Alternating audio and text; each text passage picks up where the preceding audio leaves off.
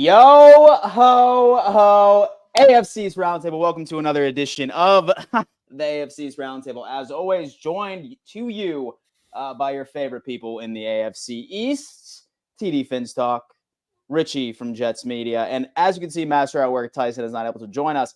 However, we wanted to bring on a new Patriots contributor, someone that has taken the TikTok world by storm by some of his absolutely astronomical takes. I literally explained Jack as the TD Finstock of the Patriots world. And I thought this would be great. This is going to be must-see television. Guys, we have a great show for you today. We are going to be previewing each and every single one of the Week 9 games and just your typical banter per usual. And then, as always, your favorite section when we end up welcoming in our Patreon members. Wild week so far with the AFC's Roundtable world. We just recently released our NFC North Roundtable, which premiered about an hour or so ago. TD, great job hosting, by the way. Thank you, brother. It was fun. It was a lot of fun. Listen, man, it was fantastic. Guys, once the show is over, and if you do want to go ahead and check it out, definitely go show some love. I believe we're like 10 subscribers away from 1,000, and we believe that it's only going to go up. However, right before we dive into the nitty-gritty, let's go around the table and see how everyone's doing. TD Finstock, what's going on with you, brother?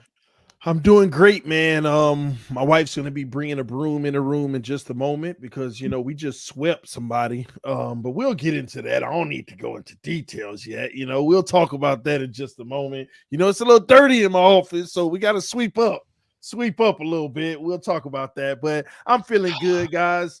I had a lot of fun hosting the NFC North Roundtable just now. That was a blast, the first episode. I hope everybody go check it out to support that channel, all right? Richie, Jets Media. What's going on, man? What's up, man? Well, What's up, bro? I guess the producers don't get any love on the NFC North Roundtable, but your boy was the producer behind the scenes there. Oh, what happened to TD? I thought that he was doing all the producing. Nah, that was me over there. Richie just fired him? So y'all just had a meeting and like you realized that TD couldn't do it, and you're like, "Fuck it, I'm doing this myself." Yeah, I was like, you know what, TD? I'll just go. I'll be backstage the whole time. I was eating my dinner. I was just chilling backstage, putting up, making sure the production was going nice and smoothly. But that's what we do. We're a team, TD. We're that's a team. Right. That's right. That's what it's all about. We didn't see Dan Mitchell present, but it's okay. He was in the chat. Hey, bro, I was in the chat, man. We had Dan in the chat. We have me producing, TD hosting, and I do want to give a shout out to Tyson, Master at Work. We are thinking of you, man. He is obviously, you guys saw his post. He's recovering right now, so we're thinking of you, Tyson. Hope to get you back on the show sooner rather than later. But for now, we got a new face. We got new Patriots blood over here. His name's Jack. What's good, bro? How you feeling right now? Welcome to the channel. Thanks for having me on. This is truly a blessing. I've been tuned in ever since I got to know Dan, and I'm excited to participate in a little AFC East roundtable. I don't. You see my jersey I'm wearing. We're all repping in our own ways, but I'm here to represent the Patriots, and I live and die by it. And without further ado, let's get into it. So, fun fact, it's nice because Jack and I actually have a running bet going on because I was on a show a couple of weeks ago, and he said the Bills are going 5-12, I think, or something like that, right? So, essentially, I told him, I said, Jack, if the Bills win more than 9 games, I say the second that they surpass that 8-game threshold, the rest of the season, you need to wear a Josh Allen jersey for every other piece of content you put out on TikTok, YouTube, and it all. So, we'll see. It's stealthy, but like I know you and I haven't talked since that Bills-Patriots game. All right, but it is what it is. A quick speed bump in the world of speed bumps, but here we are. I just thought I'll just step in here and say that was the moment where the legend of Mac Jones was truly born. What I have always seen in Mac Jones and his full potential, we saw a glimpse of it because under pressure, even though everything just absolutely collapsed in that fourth quarter for the New England Patriots, with the season on the line, Mac Jones looked calm, cool, and collected and delivered a comeback like we saw Tom Brady do time and time again. It was so regular as a Patriots fan, year after year, it was so regular for us to be in the Super Bowl. It was so regular for us to be down a touchdown and come back and score after being down 5 points. And, you know, it's nice to finally get a win under our belt. And then obviously here I sit and we lose to Miami this week. But I'm sure we'll get into that Miami game. I don't feel too good about that one. Well, I mean, lucky for you, we ended up doing our recap version this past Monday. So I don't think TD is going to go too in on you because we certainly have quite a bit to talk about. Excuse me, Dan. Speak for yourself. Hey, Jack, I just want to welcome you to the round table. I have a little sound bite I would like everybody to hear. This is Jack. Okay, this is Jack. Mac Jones is on a mission right now, and he's headed to Miami next week, and they are going to beat the Miami Dolphins next week. All right. That's how we're going to start the show, ladies and gentlemen. That's how we're going to start the show. Welcome to the round table, Jack. Listen. Yes, I predicted that as well as predicting that the New England Patriots, after beating Buffalo, would win every single game and run the table. That's right. But you know, every clip, it doesn't show everything that you say during the podcast. I think heading into the Miami week, there was about 87% of me that truly believed we were going to lose the game. And there was about 13% of me that believed it. I think it was a game that we could win. And looking back, I still think we could have. But I looked at the Pats schedule after we beat Buffalo, and, you know, I saw 2 losses. I saw Miami, and I saw Kansas City when Taylor Swift comes to Gillette Stadium, her favorite place on earth. But that's it. It's 10-7 for the Patriots. I liked parts of what I saw against Miami because, to be completely honest, we play you a third time, you're going down.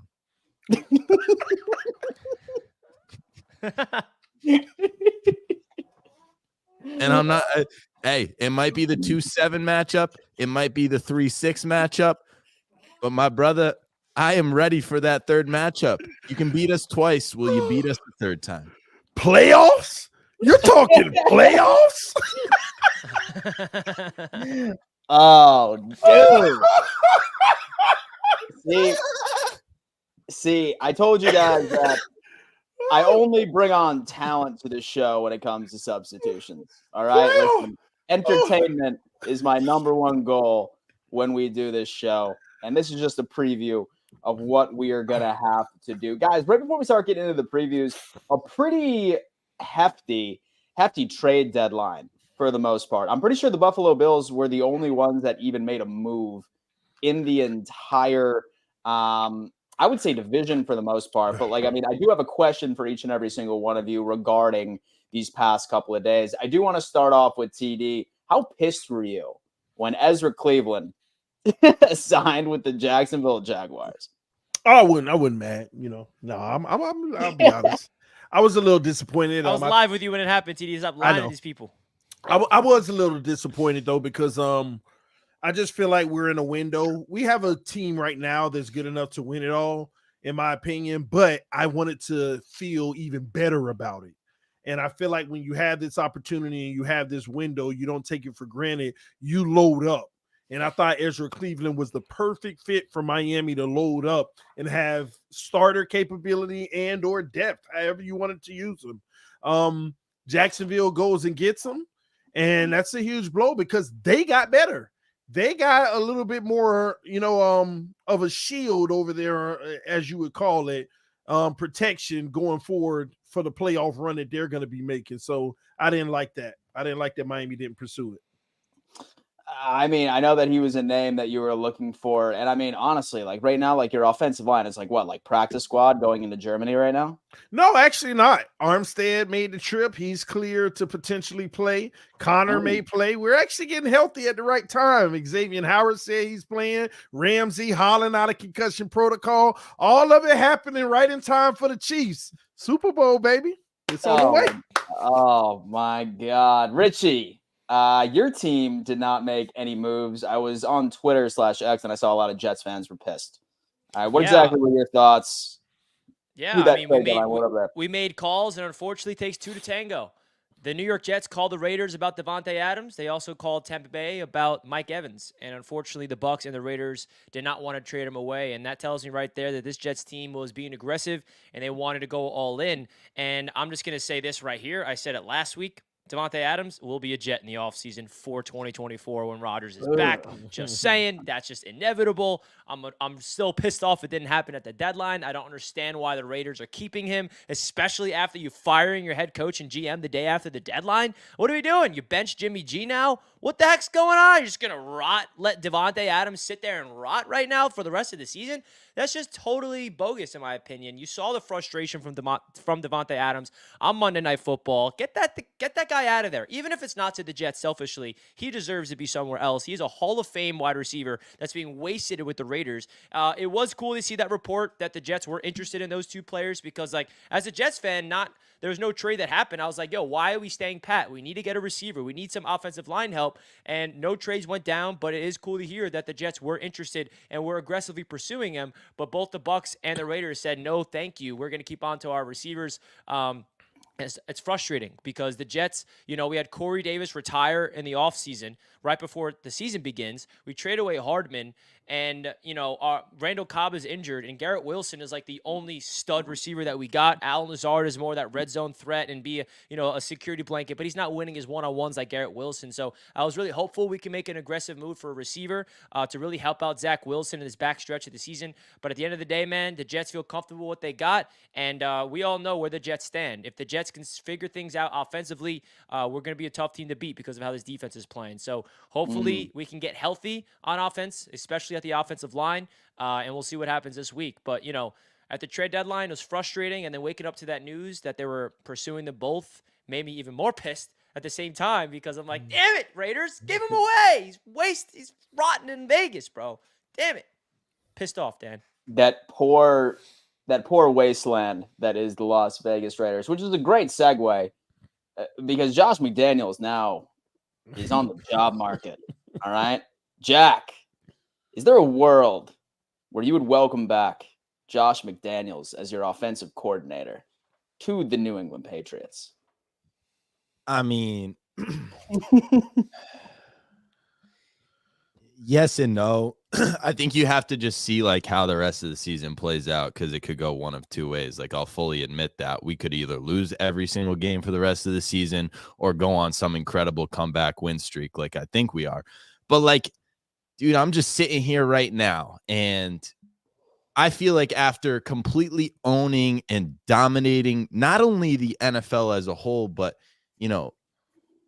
the AFC East, the people that sit next to me right now, Tom Brady and the New England Patriots for 2 decades just absolutely owned you guys. And I feel like ever since that came to an end, Tom Brady leaves the Patriots. He then retires. Belichick doesn't know what the hell is going on. And I feel like the New England Patriots are just simply cursed. I feel like the NFL has just simply cursed the New England Patriots in every which way. You talk about the refereeing being absolutely horrible towards us. We don't get a single call since Brady's left.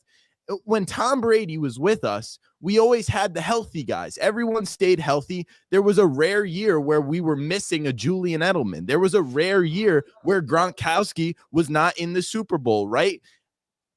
I think we're cursed, but Kendrick Bourne goes down. Kendrick Bourne goes down. We lose 2 of our best players on the defensive side of the ball.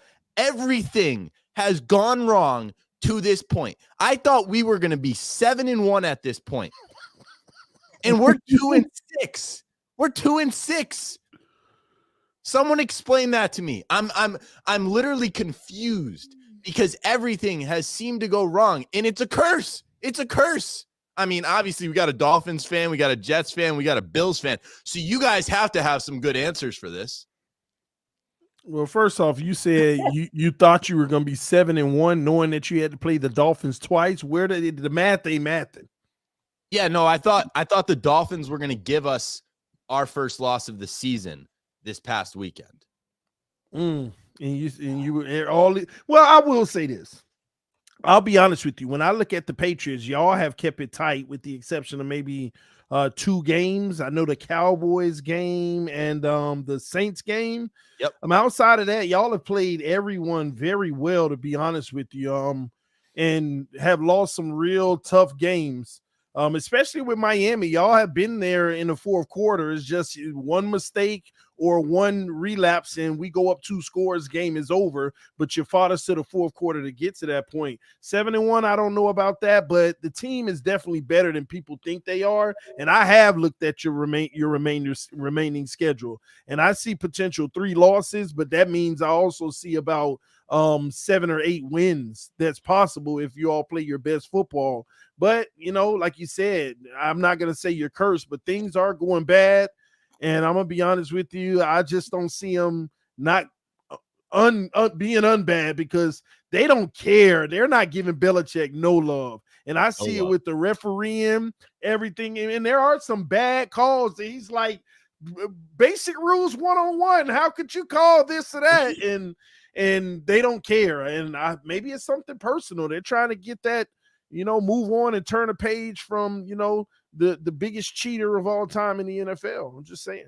I mean, NFL officiating, I feel like I've noticed over the past couple of years, and especially this year, it's horrendous. I think it's ruining the sport. I think it's made this NFL season, and maybe it's because my team is 2-6, but just not fun to watch.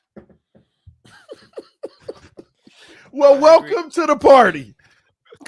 Yeah, I mean, it's about that time. The refs have been on your side forever, so it had to come around at some point. Yeah, I'm just a spoiled little brat. That's what I am. Yeah. When it ain't going my way, I think crazily, yet, Hey, I mean, they said that, Joe Namath sold his soul for that Super Bowl, right? And that the Jets have been cursed. Maybe, just maybe, the Patriots have sold their soul for those 6 Super Bowl rings. You'll never see them won again the rest of your life. Would you be content with that or no?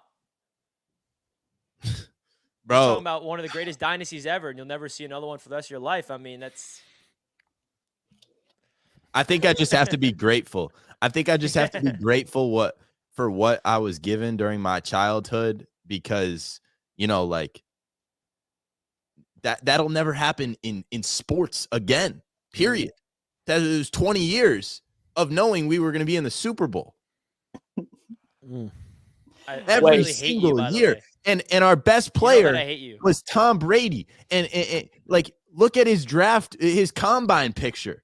It was Tom Brady. This dude was the most unathletic dude you've ever seen, and he was just dominating every single person. He was killing dudes. How? For 20 years, we've never seen anything like it. So, Jack, you're 21, right? Or 22? 20. I turned 20 yesterday. Wow. Dude, young buck. Happy birthday. Thank you. Yeah. So quite literally, Jack, literally, he was born during the Patriots' dominance. Bro, he is spoiled. All he know is winning. And then I don't know how to deal with this. All he has known, he basically saw the Patriots like a Disney Channel original movie, knowing that they were always going to be in the Super Bowl. But now his whole world is just crashing in front of him. That's why. Hey, I'm not saying this as a joke. Jack, you might want to consider potential therapy from what y'all about to go through, because you don't know any. No, I'm serious. This is going to be a life. All you know is winning, and your life is about to change completely. You're not going to understand it for years to come, bro. So you might want to get in now. Go talk to somebody now. Get your mind right, because it's coming. Because the Dolphins are about to have an even better dynasty. So you might as well get ready to cope with that, man. He's speechless. I mean, bro, if I'm going to be honest with you, I kind of agree because of how great Tom Brady was. You can't follow it up, period, right?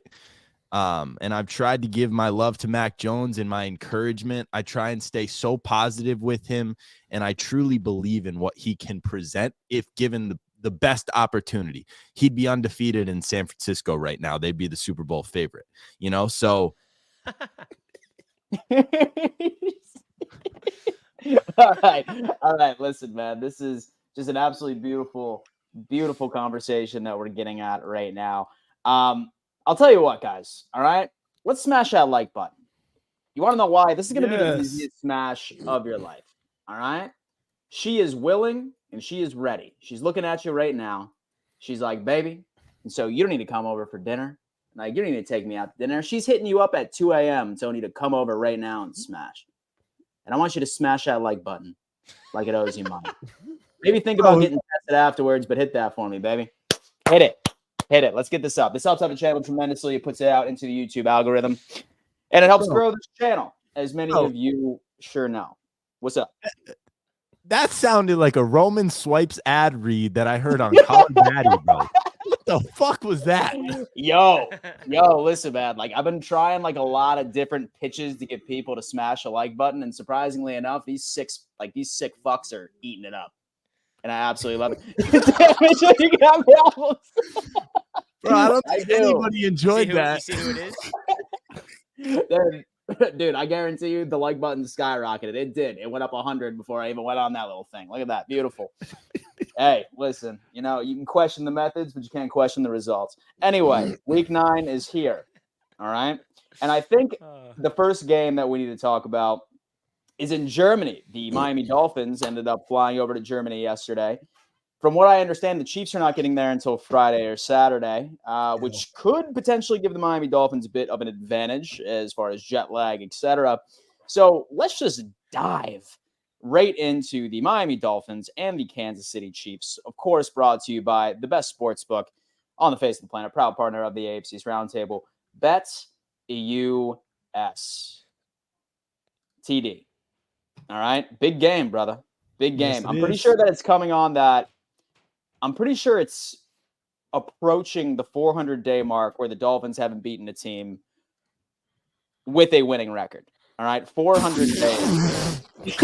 So, bro, y'all are fake. The Miami Dolphins are the most fraudulent system in the history of life.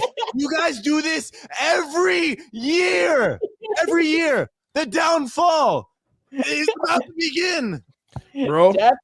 Death taxes and the Dolphins falling apart when it matters most. Anyway, I'm gonna give him some grace. Look, he gonna make me go in on the Patriots. I'm gonna give him some grace. All right. So we'll start off with TD's take, and then we'll go around the table, and then we'll give our prediction and sort of our thoughts on this matchup. But TD, all right, big game, obviously. So the Kansas City Chiefs are coming off of a loss. What's your thought process? How can the Miami Dolphins come out on top with a dub? First of all, we will come out on top with a dub because we're not frauds. We're not the New England Patriots, okay? We're not has-beens, all right? Listen, this team, we went to Germany because we made it a week-long business trip. We're not going to make the same mistake that the Buffalo Bills made when they went down to the Jags, who were already there. We're getting our boys situated, acclimated to the conditions, everything. We're getting those guys familiar with the environment because we're about business. We are the best team, not only in the division, but after this win on Sunday, we're the best team in the NFL. Let's be clear about one thing. The Chiefs aren't even a good team this year. Yeah, they got a good record, blah, blah, blah, 6-2, just like the Miami Dolphins, but they're not a good team. They haven't done anything impressive. They have looked terrible. Their offense is actually falling off without Tyreek Hill. The diminishing is starting to happen. Yeah, they kept it going last year, but this year you see the cracks. You see the issues. You see that Patrick Mahomes is not even the best quarterback in the NFL anymore. That's Tua Tagovailoa, the best quarterback in the NFL, and he's about to prove it on Sunday morning in Germany when he drops 4 touchdowns, 0 interceptions, and throw for about 420 yards. You heard it here first. That is my prediction on his yard. You can laugh all you want. Watch it happen, ladies and gentlemen. This defense is going to get up and at Patrick Mahomes. They're going to make life tough for them. They're going to make life living HE double hockey sticks for Patrick Mahomes. Listen, our offense cannot be stopped. I know the Bills, it's any given Sunday. The Bills got to win. The Eagles got to win. These guys, all they're going to do is talk about, quality opponents. Quality opponents. I give you the Eagles, but I'm not the one to make excuses, but let's call a spade a spade. This team, we can't afford injuries. We don't have the depth, but guess what? Our guys are back. Teron Armstead may start. Connor Williams may play. You already got Robert Hunt. You already got Austin Jackson. Those boys going to be on the field. But you know what nobody's seen this year? The Eagles didn't see and Buffalo didn't see? They didn't see Jalen Ramsey. They didn't see Xavier Howard opposite of him with Javon Holland on the back end and Elliott on the back end. They didn't see that. They didn't see Chubb with the full defense. They ain't seen Jalen Phillips because he's been hurt. They ain't seen Christian Wilkins-Zyler and the whole company all together at once. The Miami Dolphins about to smoke the Chiefs, and we finna take our rightful place as number one, not in the AFC East, not in the AFC, but the NFL. We are the best team in this league, and I'm sick of playing with all you bums. We finna take over, and we gonna show it with a quality victory. We tired of hearing all of this crap about we can't beat a good team. We finna dog a good team. We finna beat what most of y'all think is the best team, what the team most of y'all fear. We finna wax these bums. We finna show y'all what time it is. We ain't playing no more games. No more losses for the rest of the season. We finna literally go 15-2, have home field advantage, win the Super Bowl, and the dynasty begins. I ain't got nothing else to say to y'all bums. Let's go. Fans up the comment section. Fans up the comment section. Y'all know we in here. Good God. The energy. Sick of it. You can call it what you want. Right. Let's go. We ready for it this time. I'll tell you what. TD, you just outdid yourself. We gonna get I'm this super one. curious to see what the lines are because I haven't taken a look at the betting odds yet. What the heck did I just witness? We gonna get this one. That baby. that was absolutely wild, man. Like, I mean, I hate the sounded Dolphins, and I want to run through that fucking wall right now, Because baby. we gonna get this one, baby. We ain't falling to this one. That sounded like someone just. This is like, your Super trying Bowl, my his brother. best. This is your Super Bowl. Call it And what this you is- want. We're gonna have 10 more Super Bowl to 11 more for the rest of the season and the real one. That sounded like someone trying to convince himself that he actually has a team that could beat a good opponent. You heard that, folks? Yeah. I can't wait to smoke the Jets. But anyway, we beating the Chiefs. We worry about the Chiefs right now. Yo, Richie, Yeah, your yeah. thoughts? Yo, Richie, your thoughts on the Dolphins and the Chiefs in good old Germany? In Frankfurt, Germany. Listen, man. Shout out to you, TD. That was very inspiring. I'm sure you just fired up your fan base, as you should. Round of applause goes out to you. Super Bowl. I mean, listen, man, you have every right to be pumped up for this game because, listen, the Miami Dolphins had a chance to take away that narrative of them not being able to beat a good team on Sunday night against the Eagles, was not able to do that. The two good defenses that the Miami Dolphins have ever versed this season, they have not been able to score more than 20 points. And they say that they have the most historic offense. They have the best offense in the NFL. Well, you're not the best offense in the NFL, in my opinion, if you can't do it against the best. So this is a good opportunity for them to do just that, right? We talk about how the Miami Dolphins have not beaten a good team yet. So how can you convince me right now that the Miami Dolphins can go out there and beat them? Super I don't know Bowl. how you can. Super I Bowl. personally don't know how you can. Based off of what we've seen this season, I got to give credit to where it's due. What do good teams do? They beat the teams they're supposed to beat. What do great teams do? They beat good teams. So therefore, in my eyes, the Dolphins are good. They're not great. So this is up to them to prove that they are great. Because if they do beat the Kansas City Chiefs, they will prove to the NFL that they are a great team and they can make a run. Because guess what, Miami Dolphins fans? You're not going to be versing the Denver Broncos. You're not going to be versing the New England Patriots. You're not going to be versing all these teams when it comes playoff time. So this is a playoff team. You lost to the Bills, who's a playoff team. You lost to the Eagles, who is a playoff team. And every other team you versed are not playoff teams, and you beat them. And that's what good teams do. And I'll say it again. If you want to be great, you got to beat the best. And it's a good opportunity for you to do just that. So good luck. I've got the Chiefs because, listen, Dolphins fans, you should be optimistic. You absolutely should be optimistic in this game. But if you're asking outsiders like me as a Jets fan to expect the Dolphins to go to Germany and beat the Chiefs, where's the evidence to prove that you guys can beat the Super Bowl champion Kansas City Chiefs? Where's the evidence? I don't see it anywhere. Absolutely nowhere. So good luck. I think it's going to be a great game, and I cannot wait to wake up on Sunday morning and check out TD Finstock's live show. So I got the Chiefs winning this game, and hey, if I'm wrong, I'm wrong. And again, I think this is going to be a really, really fun matchup, and I think that this is the game, similarly to the Sunday night game against the Eagles, where the Dolphins have a chance to prove that they are one of the top dogs in the NFL if they win this game. I forgot that it's an early game, man. I mean, I get to start my morning watching TD sad. It's one of my personal favorite Keep hobbies. lying to yourself, Dan. Jack, all right, man. Talk to us about this game because, like, obviously I watch a lot of your content on TikTok, right? And I mean, you've always been showing the Dolphins a little bit of love, all right? Like, normally having them, I'd say, relatively high on your power rankings, all right? What are your thoughts on the Dolphins and the Kansas City Chiefs game this Sunday? Who you got and why? I mean, listen, it's a top 5 matchup. I mean, some people could argue it's a top 3 matchup in the entire NFL. Both teams are Super Bowl contenders. Both teams have offenses that we love to watch. You know, I sit here as a Mac Jones believer, New England Patriots fan, and I'll respectfully say that what Miami has going on the offensive side of the ball with Tyreek Hill and Jalen Waddle, it doesn't get much better than that. And what they've built, I'm not necessarily the biggest Tua believer, but when he's on the field, he's balling. And yeah, I think Mac Jones, if he was the quarterback of the Miami Dolphins, they'd be the same thing right now, probably 7-1 or 8-0. But at the end of the day, the Miami Dolphins have done what they got to do this year. If you beat the Patriots twice, you're pretty good, right? I would assume. But with that being said, the greatest perform best when the lights are at its brightest. And Patrick Mahomes, Tua, Travis Kelce, it really does not get much better than this when we're talking about a prime time of all prime times. 9:30 in Germany, the Tyreek Hill versus Patrick Mahomes duel we want to see, bro. I'm going to take the Chiefs.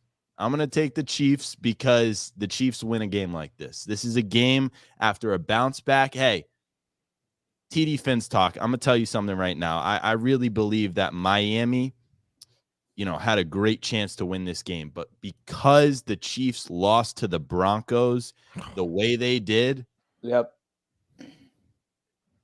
Mahomes and Kelce are not losing this game. They're not disappointing those fans in Germany. That is a wonderful take. That is a wonderful take because, I mean, now you're on the wrong side of this. I mean, now we might as well just go on ahead and just leverage it over, shift it over right into mine. And really just to echo Jack, I think that, like, I mean, don't get me wrong. I think that the Dolphins do have their share of advantages. Number one, I think it was one of the smartest things in the face of the planet for that organization to fly them out yesterday, right? I mean, that gives them plenty of time to adjust right to the time change. I think that they will have an advantage there. I also think that they are going to have an advantage that Taylor Swift will not be in attendance. At least I don't believe that she is. If she is there, then Travis Kelce might as well drop on one knee and just marry the girl right there. Because but that streak's got to end. That thing has to end, or because if that starts to get serious, if that starts to get real accurate, and I'm telling you right now, the Kansas City Chiefs losing to the Denver Broncos is about as crazy of a thing as we've ever seen in the history of life. Haven't seen it. Kansas City has to win this weekend, or shit is about to start hitting the fan in the goddamn NFL. It's about to be. The Miami Dolphins did it. Let's go. I mean, one could argue that shit has already hit the fan this year. It's been a really weird year. It's been a very weird year. But, I mean, really going on to it, like I said, I don't like the fact that Kansas City is coming off of a loss against an opponent like that. All right? If Kansas City were to, like, lose out in, like, a shootout, like, say, for example, with the Bengals or something like that, or say, for example, that Kansas City were to go out and just absolutely wax a team, then yeah, I would be like, okay, I like the Dolphins' chances here. I think that the writing is just on the wall. But, man, coming off of a loss like that, I mean, it's very difficult. It's very difficult for me to be able to see this Kansas City Chiefs team come out and look flat 2 weeks in a row. All right? I mean, I just don't see it. Right. This is going to be a great game, bro. This is going to be a good game. Skyrocketing, like 38-35. This is going to be two of the best teams playing their best football on the offensive side of the ball, and they're just not going to care about what happens defensively. That's going to be this kind of game. You're in Germany. It's going to be a flag football game, and I think ultimately Mahomes is just going to ball. But I'll be the first person to say I think Miami's probably the better team on paper and to this point how they've played compared to Kansas City. I think Kansas City just has the Mahomes-Kelce effect. 38-10, Miami. 38-10? They lost to Denver. Pathetic. That's quite a point differential. That is Pathetic. quite a point differential when it Pathetic. comes into. Now, one thing you got to worry about. All right. Now, one thing you got to worry about. There's been a lot of, like, I would say, criticism of field conditions across the pond. Right. Like injuries stacked up in London. Have you heard? Don't do that. Don't do that. No. Knock on wood. Like, I'm not like wishing an injury on anybody at all whatsoever. But have you heard like what the status of this stadium is? Is it turf? Is it grass? What's going on with it? Has there been any concerns you've seen from it? Because that's like something that just made me cringe the second I saw that Buffalo was going to London this year. And look what happened. And so we lost Matt Milano. I could cry now. But anyway, onward. You didn't give us your prediction, Dan. And so I was asking you about the field. Oh, okay. No, I'm looking it up to see if there's anything. Got you. Final score prediction, man. I don't think that it's going to be that large of a point differential. I think Miami's going to hang in there, but I think it's going to be like a 35-31. I think that it's all going to come down to what defense makes a play when it matters most, right? I think that there's definitely a good sign that Ramsey showed signs that, hey, he didn't like miss a step like during his recovery, especially with that pick that he ended up having last week. But I really think that it's going to come down into like what defense can get that takeaway at the right time. I think that it's going to I'm not even sure what the spread is at this point, Richie, if you mind pulling that up for us right now. But I mean, I could 1,000% really see this being a 3 to 5 point like margin, like right between it. I literally see it being a shootout. 35-31 Chiefs is going to be my prediction. Now, it's just one. Well, 1.5. before we before we give our takes on the bets, the temperature, the high of the day is 54. It says most of the day it'll be 46, which is cold. It will be raining, 66% chance of rain. Only 9% chance of a thunderstorm, but 66% chance of rain. And the wind will be southwest at 14 miles an hour with the wind gust of 33 miles an hour. Oh, shit. So it's not going to be great conditions. Maybe not Chiefs a winning shootout easily then. Maybe not a shootout then. Maybe it's probably going to be more. Oh, dude. Okay, never mind. Isn't it a dome? Is it inside? Is it? I don't know. I don't know much about. I mean, I gotta imagine that if people you're are saying playing it's a game dome. Yeah. Someone said it's a can't play dome, and then someone said it's Germany. not a dome. So I think I think it's like I think it's a covering, but then there's like breeze throughs, like I don't think it's 100% like sealed, like like the Cowboys Stadium and all of that. I think that there's like breeze, just like the Miami Dolphins Stadium. It has a canopy roof, but there's a gap between it. Yeah. I mean, that'll be a very important thing.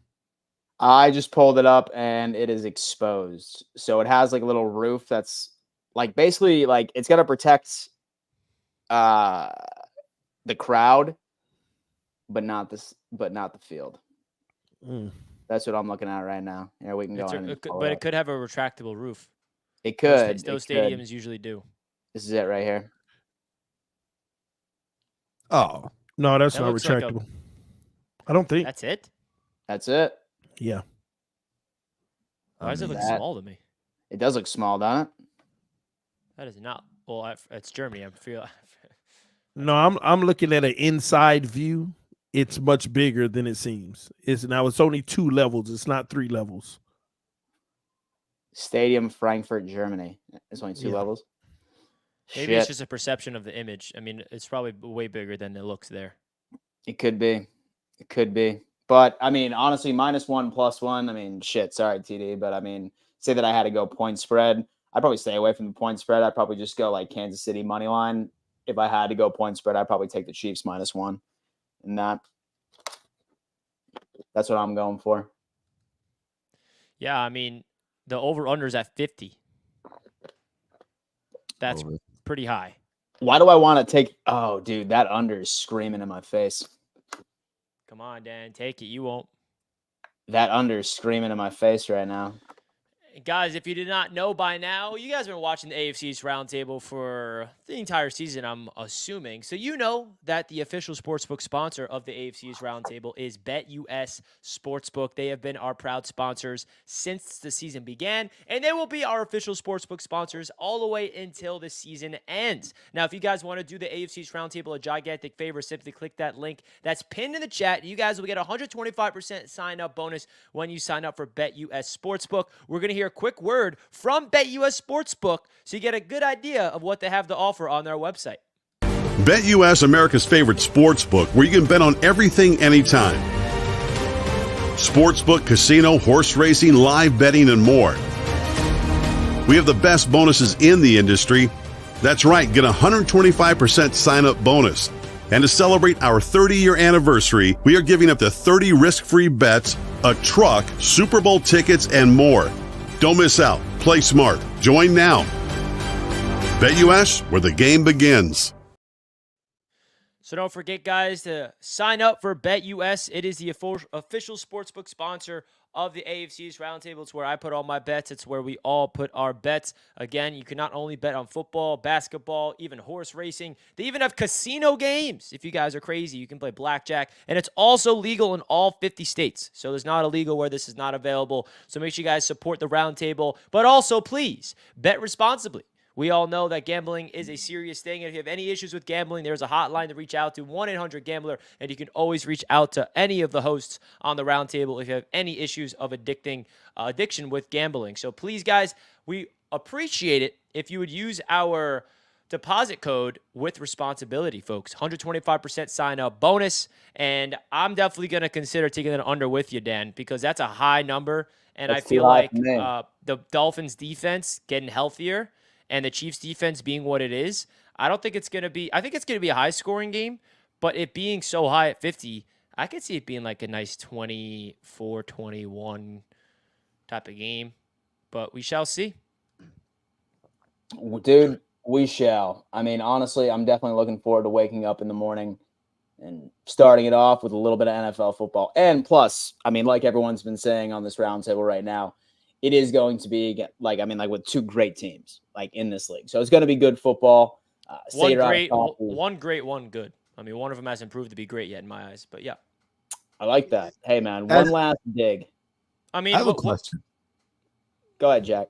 Let's hear it, Jack. I've just always been curious, and maybe I'm just young and I'm asking this just kind of as a snarky Patriots fan, but like how do you guys all feel? The teams that you represent, it has to be hard. So it has to be hard representing our teams? Just being a fan of the teams that you guys are fans of, like in terms of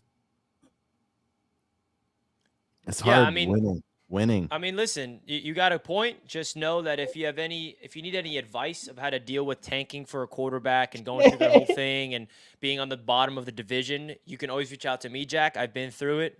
25 years old, and my entire life has been that.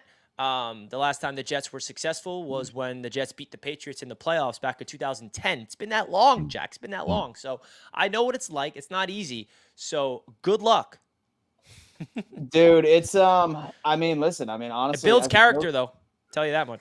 Dude, it does build character. I mean, me and my friends always have like this debate, right? And like, I mean, I feel like this really wouldn't work out for a Patriots fan since like this like really isn't like around the same context, but I feel like it would be apparent for Bills, Dolphins, and Jets fans if you would rather this year you go all the way and win a Super Bowl, but for the next 10 years, you're ass. Like you don't win more than 7 games for the next 10 years, but you win a Super Bowl this year, or you are just a consistent contender that always falls short, but you're making the playoffs 10 years in a row. Which one would you rather choose?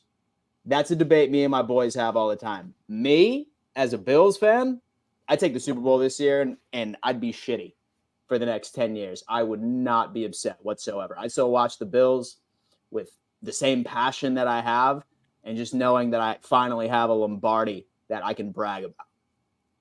What about you, Richie? Super Bowl this year and then be shit for 10 years, or just be consistent contenders for 10 years but always fall short? Well, luckily TD's muted, so we don't have to hear from him for the rest of the show. But yeah, Oh Super my Bowl. bad. Listen, Yeah. Give me a Super Bowl. 100%. This is Super Bowl this year, and then I know how to handle. I know how to handle years. a bad season. I've been through that my entire life. Give me a ring Yeah. and call me a champion. This guy Jack is sitting there spoiled, also with freaking a Boston Celtics fan, Red Sox fan. Like, give me a break with Boston, bro. Fucking hate him, and I just can't stand how every These Boston sport, kids. all 4 of their sports, just championship after championship. Give me a break. I would do anything for one of my teams to win any championship, bro. Anything. So to answer your question, Dan, 100%, I'll take the Super Bowl. Yeah, I'll take the Super Bowl too. But to answer Jack's question, Dolphin fans, we don't worry about it because we know what's coming in the future. We know that we're about to have 20 years of dominance. But I will say this: I respect you asking that question. You know, that's the first step of getting ready for what you're about to go to. You know, as people that have been through it, you know, you're about to probably go through 30, 40 years of just misery as a Patriots fan, because you'll never be able to get back to what you did with Brady. You know, that only happens once every 200 years, and you won't even be around to see it again. So get ready for it, bro. You know, you're young. All you know is winning. But however you feel right now with the way your team, the things are going, just imagine that every year for the next 40, 30, 40 years over and over and over and over. That's what's coming. That's what's coming in your future, bro. So I'm happy to hear you're a Celtics fan. So at least you got something to hold on to, because the Patriots ain't gonna do it for you. I'll be right back, guys. Oh my God. Well, hey, you know what? There goes that. But you know what, guys? Right before we end up getting into the Patriots and the Commanders, which, by the way, I like the Patriots. Spoiler alert, I do in this game. Let's catch up on some super chats. Why don't we? We got 17 of these bad boys. We got 17 of them already. TD is coming in saying, "What's up, everyone? Hope you all are doing good and better. Let's go, TD. Dolphins for life. Let's get this win on Sunday with some emojis. DD, my boy, what up? Hope all is well." Hennessy is coming in saying, "The yearly downfall for the Dolphins starts now." Hennessy, you're the man, baby. Yeah. Absolutely love that. Only one game, T-Stead and Connor Williams were healthy, and Finns dropped 70. They're both back. Be ready with a Finns emoji. Michael, thank you so much for the contribution, man. You are always the man when it comes in. It's Charger week. Oh, Tony! Let's go, yeah, baby. we got to talk about that game, baby. Bolts Except for the down. Chargers are fraud.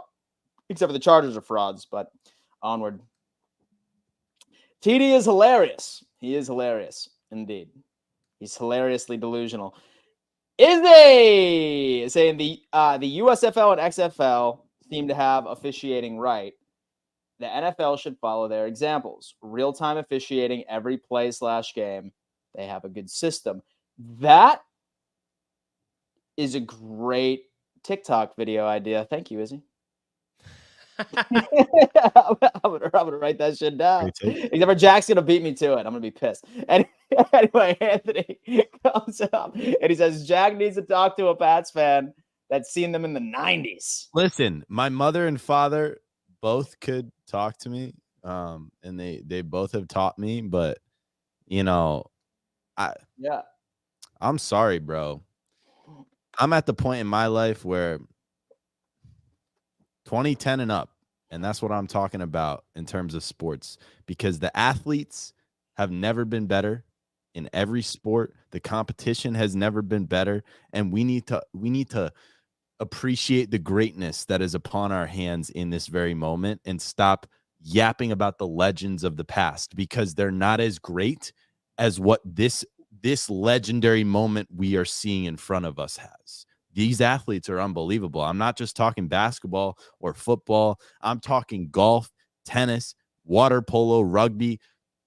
Sports are at its all-time best right now, and I'm talking about the present and the greatness of life. Look at that. Midnight Strikes Back. Dan missed his part.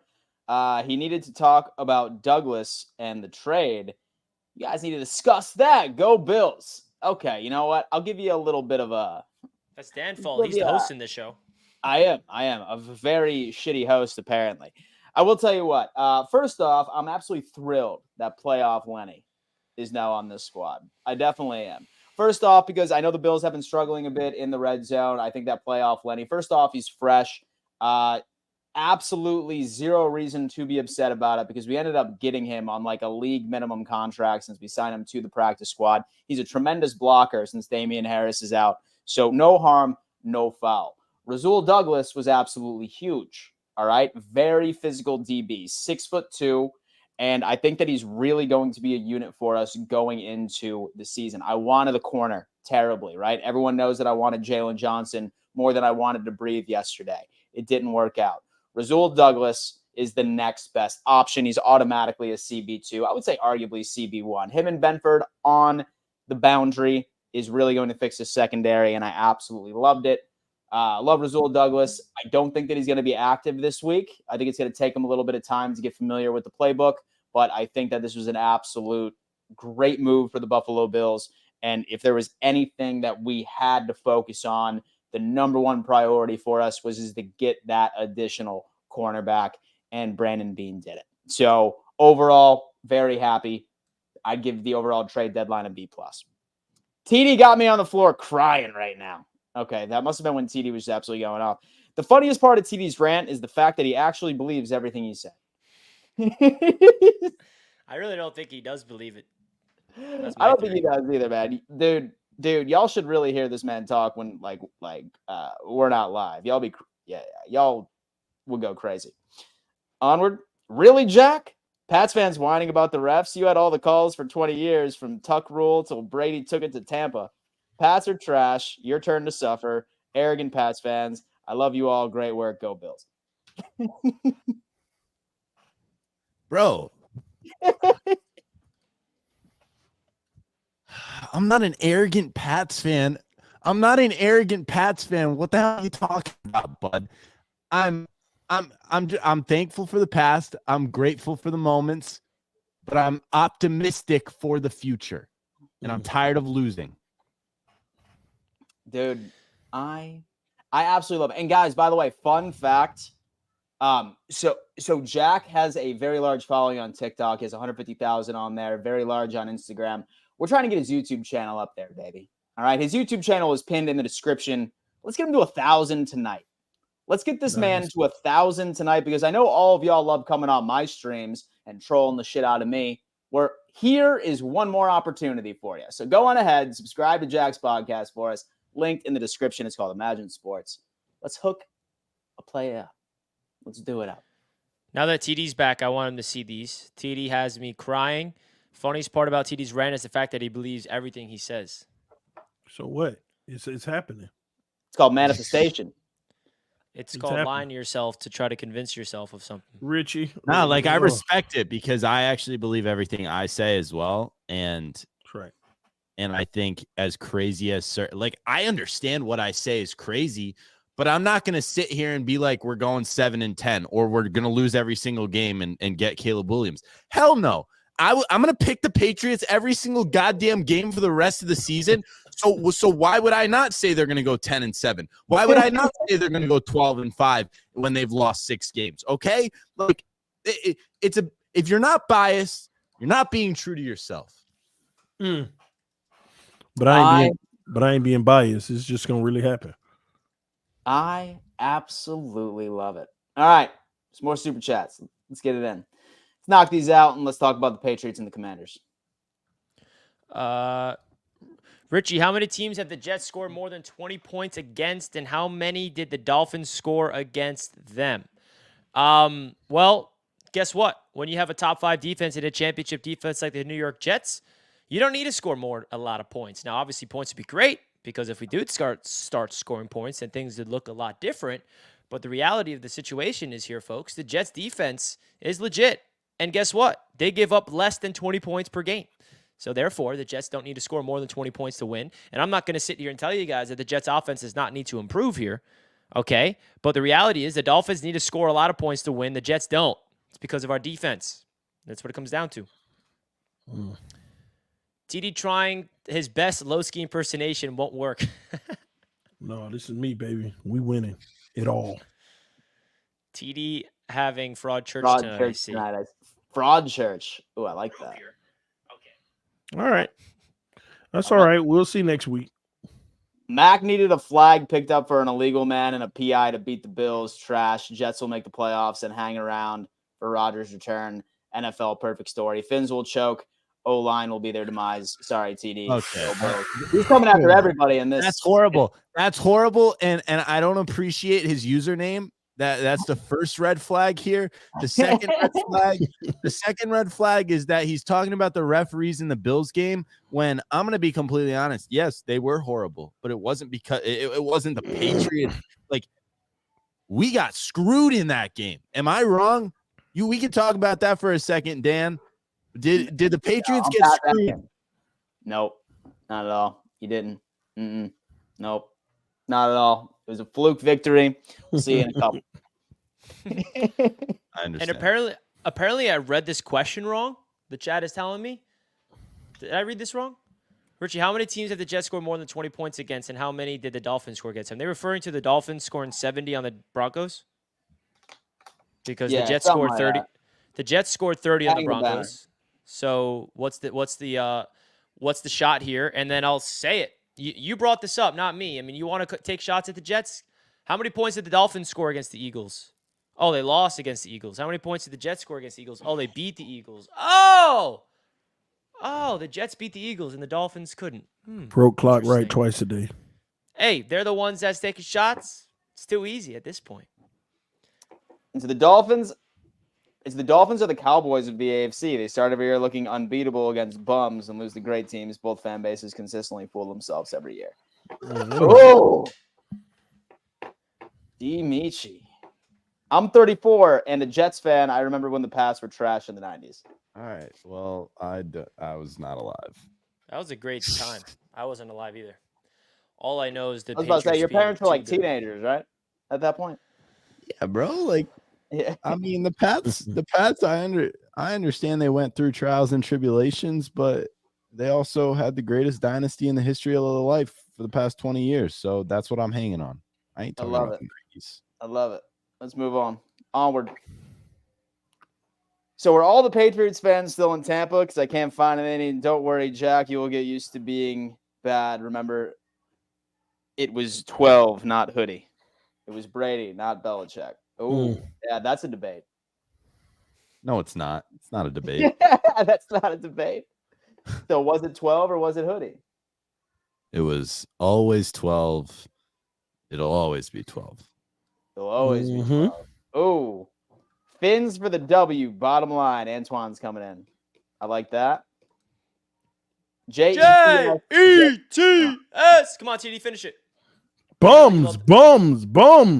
Yeah, you Bums. Jets. Come on, baby. We're coming. And so as a Dolphins fan since 84, I want my team to be competitive every year and make the playoffs because you never know how things are going to turn out, and we will win a Super Bowl. Go Fins. Let's go. Appreciate JD the Great, chat. number one. Great Hey, thank you so much, man. Let's go, TD. We winning. DD. They know it. They know it, man. 7-2 coming up. I can't believe this, man. Listen, you try to be a Jets fan. It's so freaking hard, and no one will ever understand, but that's okay. It will be even sweeter when we finally win a Super Bowl. Mario. Thank you, Mario. That's what Bills fans say every year. 2060. You talk about tough life. It's people wondering like, oh, Richie needs to be humbled. Richie needs to do this. Richie needs to do that. You don't know what it's like to be a freaking Jets fan, okay? Give me a break. Mario gets it. Mario freaking gets it. I appreciate you, Mario. Dan, Burrow is peeking through your blinds in the background. He wants to end the Bills' pathetic season. That's great. He definitely is. Joe Burrow is the second best quarterback in the NFL. And so we're going to get to that game. And we'll pause on the super chats and we'll pick them back up here in a little bit, guys. Once again, thank you so much for your generosity. Really helps this channel grow. The Patriots are playing the Commanders. All right. And I did give a spoiler alert. I do have the Patriots winning this game, surprisingly enough, since the Commanders literally had a fire sale of one of the only things that made this team even somewhat respectable on their defensive line yesterday during the trade deadline. So, Jack, your thoughts on the matchup between the New England Patriots and the Washington Commanders. We're gonna win. That's it. Hey man, I'm giving my best Bill Belichick. I'm tired of losing. I'm tired of losing in life. And that Bills win was truly sweet. I knew Miami was going to be a tough one, but the future is bright for this New England Patriots team. I truly believe that. They're going to beat the Commanders. They're going to beat the Colts. They're going to go into their bye week. And then they are going to go on one of the most historic runs in NFL history. And it's nothing personal. The Dolphins are still going to win the division, but we're talking about making the playoffs. Thank you. Yes, we're talking about making the playoffs after a very, very tough stretch of games. We've played our hardest games, other than maybe Kansas City coming up. And we're going to get into the playoffs. We're going to find our way to make a 6th or 7th seed. And I'm telling you right now, the New England Patriots can compete with any team. Interesting. You hiding a laugh, TD? I see that. All right. Hey, you know what, TD? I mean, let's just go on ahead and get your thoughts on the Patriots and the Commanders. Let's talk. I actually got the Patriots winning this game too. Yeah, me too. I've picked them to win this game. I think the Patriots are actually going to go on a run, but they got about 2 or 3 games that's going to make them hit the stop sign. But they're going to win some games, and I can see the Patriots winning some games in this season. But they're going to beat Washington. I'm not convinced with Sam Howell, the mystery of Sam Howell. The Patriots defense, they'll get up and get at them. Washington, again, Richie made this point earlier on the Bleacher Report show, which was a great point. One of the biggest strengths of that team is that pass rush, and they just got rid of all of them. They just pretty much had a fire sale at that position. And if you're not going to get pressure on Mac Jones with that O-line, then, hey, you're going to allow Mac to have a productive day. And if he has a productive day, I can see the Patriots holding the Washington Commanders defense down enough for them to get the W. I got the Patriots in this game winning.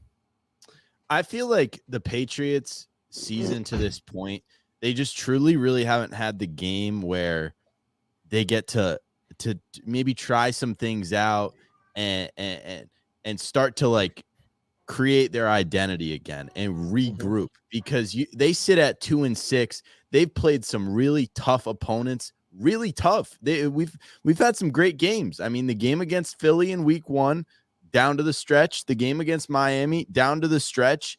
You beat the Jets and then a couple of bad games. The Raiders on the road was a tough one. Then you beat Buffalo, lose to Miami. I think this team has a very good chance to get a couple of big wins here coming up. And I'm not saying they're easy wins. No win is an easy win. But to play the Commanders and to play Indianapolis after the season they've had to this point, just get to the bye week, win these 2 games, and get to the bye week. Yeah, I mean, for some reason, somehow have the Patriots winning. Ugh, makes me sick to say that. This might be like the first time in AFC's roundtable history where all of us have picked the Pats to win. Yeah, I mean, TD stole the reasons why. He took but he did give me the credit, which I'll respect. You guys are evil. You guys are absolutely positively the most at home. Bill Belichick. You invite me on this show, and you all pick the Patriots in a game they're supposed to 1,000,000% win. Are you kidding me? Are you kidding me? Yeah, I ain't gonna lie. They probably gonna lose because of this. Hey. I really think there's a chance here. These are the types of games that Bill Belichick wins. One of those games that's just against an inferior opponent at home. It feels like a trap game for me. Washington's not been impressive. Sam Howell's been slinging around. They play the Eagles tough, but they're a flawed team, and so are the Patriots, by the way. But I just feel like this is going to come down to coaching, which is why I think the Patriots are going to win, because the Patriots don't got talent on paper, in my opinion. But what makes them a good team, in my eyes, it's against teams like the Commanders, is Bill Belichick, is the schemes, and I think that he's going to make Sam Howell's life hell, and the Patriots going to win this game. Dan, you frozen? Yeah. I was just switching up mics real fast.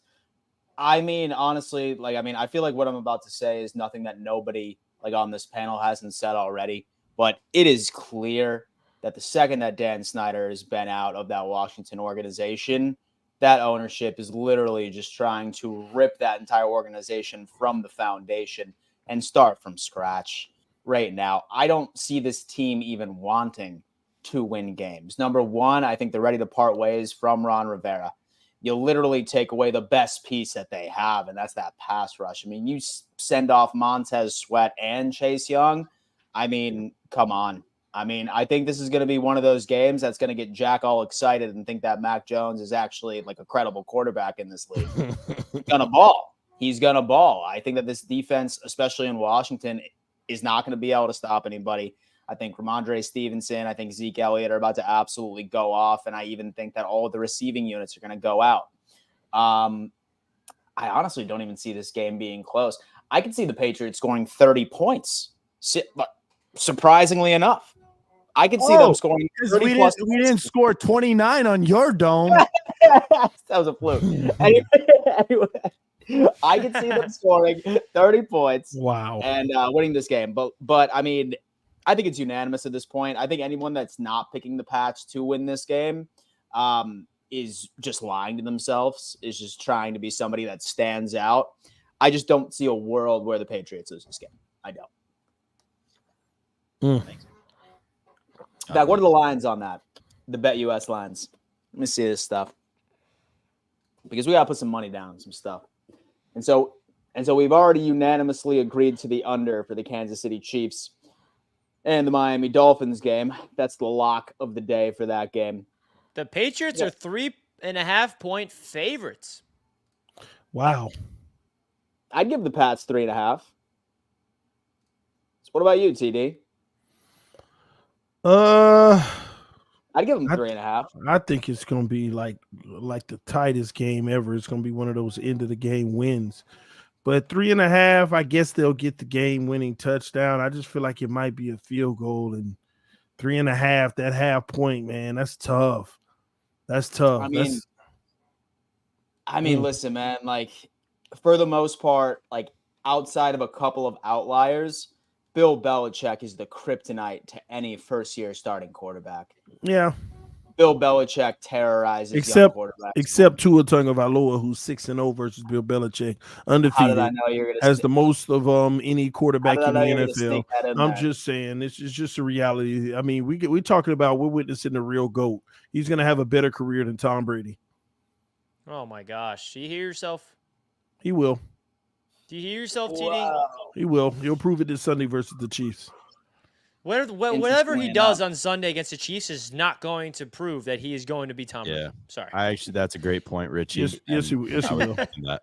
That's a great point. I mean, like, he could literally put up 8 touchdowns and have the record for most touchdowns in a game, and it still doesn't mean he's going to be Tom. No. I understand. I understand y'all don't Yeah. see it that way, but just remember, for the next 20 years, you'll remember that I've been telling y'all since day one. And you're about to witness a guy who's going to probably win 8 Super Bowls, who's probably going to break every single one of Tom Brady's records and do it bigger and better and win those 8 in less time. I'm just saying, y'all about to see it happen. Hey, no, I do got to give respect, though. Tua has been balling. I truly believe, like, looking at this Chiefs game, this Chiefs versus Dolphins game, that if the Chiefs beat the Dolphins, then it's going to be viewed as the Dolphins are not all that. They can't compete with the really good teams. But if the Dolphins beat the Chiefs, it means absolutely nothing. Yeah, they're going to say the Chiefs just aren't as good as people thought anymore. You know, they're going to try to take it off. Yes and no, because I think the argument I used to say Kansas City's winning this game is the argument that people will always have on media about the Kansas City Chiefs, which is the fact that they have Patrick Mahomes and Travis Kelce, which is the best quarterback and best tight end in football, right? It's a duo. They've proved it. And so we don't need to see anything out of them in the regular season. They're going to be there come playoff time. But Miami, on the other hand, we haven't seen it come playoff time. And, I mean, I was at that game in Buffalo, their wild card game, when they had freaking Skylar Thompson out there. And I'll tell you right now, Miami actually looked pretty darn good with a third-string quarterback out there. So I would have a little bit of faith in their playoff chances this season compared to previous years. But if they have to play a team like the Patriots, God bless America. Well, correction, Jack. The Miami Dolphins have the best duo in the NFL with Tua Tagovailoa and Tyreek Hill. Just saying. No, he said best quarterback and the best tight end. He still said duo. So Yeah, I'm just letting it be known. We got the best duo. Joe Burrow and Jamar Chase. They are by far the best duo in the NFL. That's actually Jamar Chase ain't better than no Tyreek, and Joe Burrow ain't better than Tua this year. Stop. Yes, I'll tell you what. No, yes, and yes. No, I'll tell you what. Yes, and yes. As far as duo is concerned, man, it's Mahomes and Kelsey. Stop. No, it's Burrow and Chase. It's Tyreek. Richie, and what's Tua. the best duo in the NFL? Zach Wilson. It's the ones with I don't know, championships underneath their belt. Stop. We talk about now. We talk about right now. Man. I think y'all got the best trio. I think you have the best trio. Listen, we got the best Uno. We got the best Uno. Who the hell is the Uno? Tua, number one. Uno. You better know it. And we got the best duo, and we got the best trio. We got the best Fordo. Tua is not even a top 10 quarterback in the NFL. Man, stop. Man, then Mac Jones must be 38. He's 7. Man, get out of here. Yo, man, Jack, what's wrong with you? What's wrong with you? Hey, what is wrong with you? Tua ain't a top 10. You ain't been watching football. Flat out hooping the basketball and playing football as it is, being a quarterback. There is no world where Mac Jones is not as good or if not better than what Tua Tagovailoa is. Oh my gosh, boy, them Patriots losing and got you whacked out. I told you seek help. I told you at the beginning of the show, go talk to somebody. They already got you out of whack. Because, Jack, you done lost your mind to sit here and talk about Mac Jones is on the same level as Tua Tagovailoa. We arguing real football. Tua and Mahomes and Burrow. That's an argument. Don't bring Mac Jones into this. That's like Richie bringing Zach Wilson into this. Stop it. What's with the unnecessary shots at Zach? That ain't a shot. It's making a clear point here. Tua Tagovailoa is nowhere near Patrick Mahomes and Joe Burrow. And until he could actually do something in the playoffs and not just start 7-0 every year, just like the fake Miami Dolphins that they are, I want to see it in real time in the moments that it matters most. And is Sunday one of those moments? I'll give it to you. If they win against the Chiefs, I am a believer in the Miami Dolphins. That's right. Everybody gonna be believers this Sunday. TD, I want to get a real thought, a real question. Because I saw this on Twitter on your behalf, and you laughed at it. We heard from Tyreek Hill in his podcast, and he put more. Richie, stop. Oh, no, it's a serious question. I'm just wondering. What's up? I'm just wondering, Tyreek Hill in his podcast, he was open about the whole, him potentially being traded, getting traded from the Chiefs. He never wanted to leave the Chiefs. His agent did it as a ploy so he can get paid. The Chiefs are never going to pay him enough. The Jets offered him the most money, and he actually called Zach Wilson, Tyreek Hill, and he said he loves Zach Wilson. So I'm curious your thoughts. And obviously, the sales tax after talking to his mom, and he felt like Miami was the better destination from him. What was your thoughts about that video of Tyreek? Tyreek Hill did say I'm a fan of Zach Wilson. Okay, so what are your thoughts of Tyreek Hill? Your superstar receiver. My thoughts are that Tyreek Hill every single night picks up the phone, calls his mama, and say, "Thank you, mama. Thank you, mama." See, he can't even I could have been with that bum Zach Wilson. He literally said that this week. Your guy gives Zach Wilson. He said he likes Zach Wilson. You can't even just admit that he said that with straight face. He didn't have to say that. He did not have to say that. Double up the Mother's Day gifts, Tyreek. Boy, hey, she I don't deserves know. it. She the your real wide MVP. Receiver said it. Your wide receiver said it, not me. Your receiver said it. I'm not the one that said it. Tyreek Mama, the real MVP. She made sure he got to Miami. Because if he would have ended up with the Jets, oh my gosh. Oh, it's man. good. It worked good for both parties. We got Garrett. We're chilling. We're good. Stop. Listen, man, y'all know we good and well. So hold on. You'll take Garrett Wilson over Tyreek Hill? No. But I'm saying the butterfly effect. We would not have Aaron Rodgers right now if we had Tyreek Hill. Man, Tyreek thank his mama every night. Thank you, mama. Thank you for helping me avoid that disaster. Absolutely. Well, guys, he didn't have to bring it up. He did it. But Zach Wilson. Guys, Zach Wilson. I'll be honest with you. 24 seconds, no problem. What's wrong with that? I can't wait. Solid. 24 second, no problem. No Zach timeouts? 75 yards? No problem. Oh my god. 24 seconds? Yeah, the That's it. delusion is real.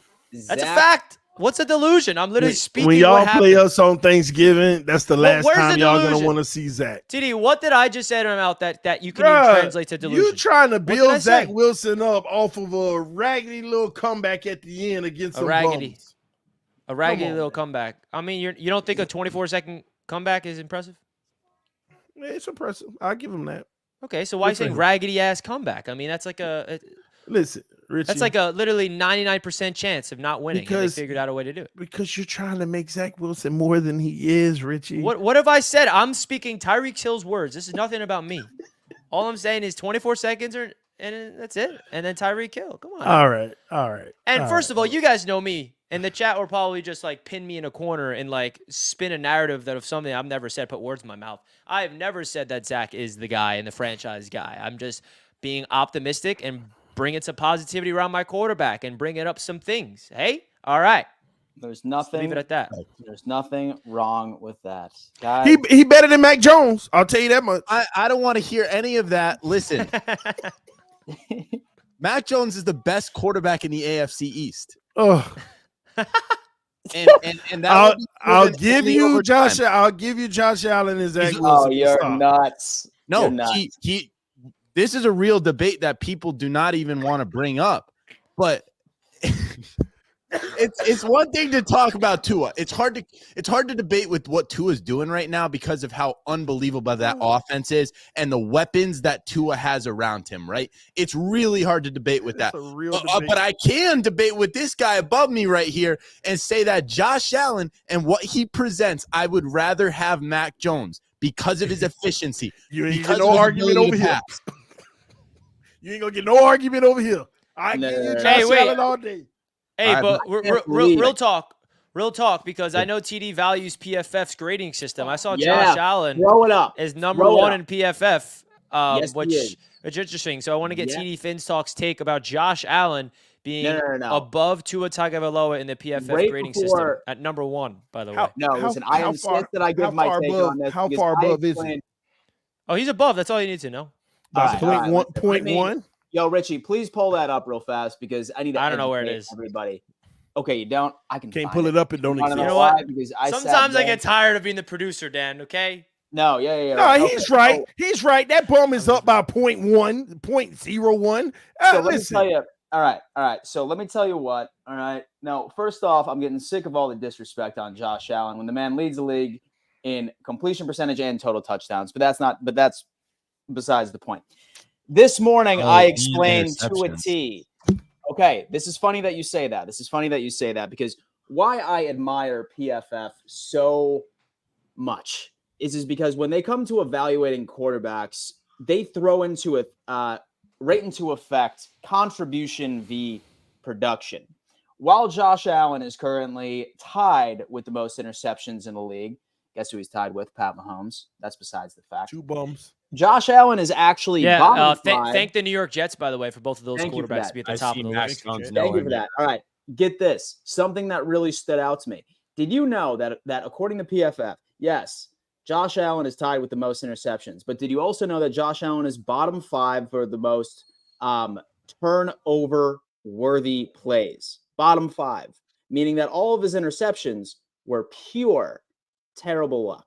When PFF takes into account interceptions, meaning they don't count those little tipped at the line, dropped up, and then a defensive lineman ends up grabbing it. They don't put those into account. They don't put the interceptions into account where a DB just makes a great damn play, right? Like 50-50 ball. They go up there. They don't take into account if Josh Allen's absolute piss missile of an arm bounces off the chest of his receiver and into the hands of another DB.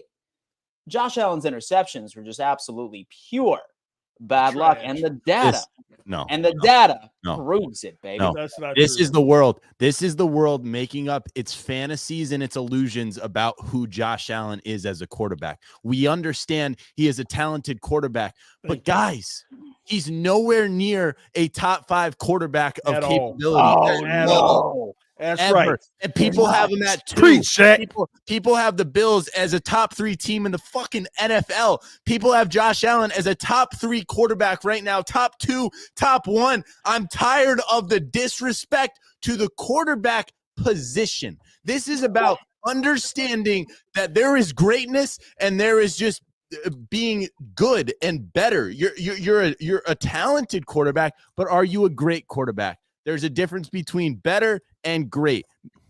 Josh Allen, Mac Jones. Josh Allen, Zach Wilson. Josh nuts. You're fucking nuts. It's official. Dude, listen, I loved everything you said, but you keep on putting Mac Jones in there, bro. Hey, you make all the sense in the world. Just stop saying Mac Jones and don't mention Zach Wilson. PFF refused to grade him anymore. Just so you know.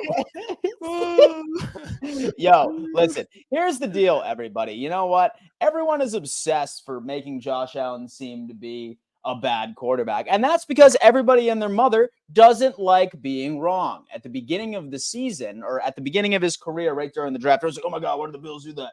Why did the Bills do that? So anytime Josh Allen has an off game, everyone gets an instant chub. They pre-ejaculate because they are getting to a point where they're just like, you know what? I was right. Listen, at the end of the day, and this is a great segue because the Bills are beating the Bengals on Sunday Night Football, by the way, ladies and gentlemen. That's exactly what is happening. And you know what's going to happen? Because this Bengals Mr. Winter is coming, baby. Jon Snow of the NFL. November and December football. I've said this. Listen, y'all. I've said this at the beginning of the year. The most important football is ahead of us right now. November and December football, and the Buffalo Bills clean house in November and December football. And I can absolutely not wait. And you know what? Let's just go ahead and just get into this damn segue of this game right now. All right. The Buffalo Bills and the Cincinnati Bengals. First off, I have to, if I hear one more, oh, the Bengals own the Buffalo Bills. Oh, dude, the Bills and the Bengals are such huge rivals. We've had one game against these fools. There is one game. If you want to talk about ownership of one organization to another one, if you want to talk about ownership of one organization to another one, look at the Buffalo Bills. It's the Patriots and every goddamn person I'm staring at on the screen right now. I own all of you. Lies. Oh, my God, man. Oh, my God. Anyway, okay. So when it comes down into it, right? In fact, because I know exactly what TD is wanting to say right now. 1.25 games. Yeah, right before the Damar Hamlin situation. Right before that situation, man, they were driving. First off, that game was literally so the Bengals ended up marching down the field and scoring, and the Buffalo Bills marched down the field, moving the ball with ease. No, they did. With a field goal. That's exactly what it was. That's exactly what it was. Someone pull up the box score. I'm pulling up the box score right now. Bills, Bengals. It was in January. No. It was in 2022 January, right? Let me see. Box score. Dan, they were dominating y'all, Dan. Dude, there was 2 drives. The Bengals had 1 drive and the Bills had 1 drive. 3, because Hamlin ended up moving completely fine. 3 drives. They were moving again when Hamlin got hurt. Defense, remember? Dude, the box score just doesn't even exist. Right in this, it's not. They deleted it. They deleted it for Josh Allen. Do me a favor. Bills fans, if anyone can remember what was the score to the Bills and the Bengals game before the Damar Hamlin situation went out. Hey, sweetheart, what's going on? Thank you for the Buckeye. By the way, y'all ever have those Buckeyes for Christmas? Like those balls of peanut butter with chocolate? Pause. My bad. They're solid. They're solid stuff. But let me tell you what. Josh Allen sucks. Back to that. Okay, you're fucking nuts. I will not allow that slander on this channel. But anyway, okay, so now going into this game, first off, there's no such thing as ownership. We played them completely once. All right, now listen, here's the deal. This is not going to be an easy game, but let me tell you something. That I feel like all of you are going to really enjoy is that if you believe that the Buffalo Bills are going to go out there playing stale, because listen, I'll be the first to admit. I will be the first to admit that there's at least 3 or 4 games each and every single season where the Buffalo Bills go out there and just don't look like the Buffalo Bills, right? It just happens. All of those look like the Buffalo Bills. They look like the Buffalo Bills, all right. All of those are completely. Or Dan, maybe. You're telling me right now that this Buffalo Bills team, man, they saw the Bengals on their schedule once it was released during the offseason. They have had that circled on their calendar, ready to go. I promise you that this team wants fucking blood.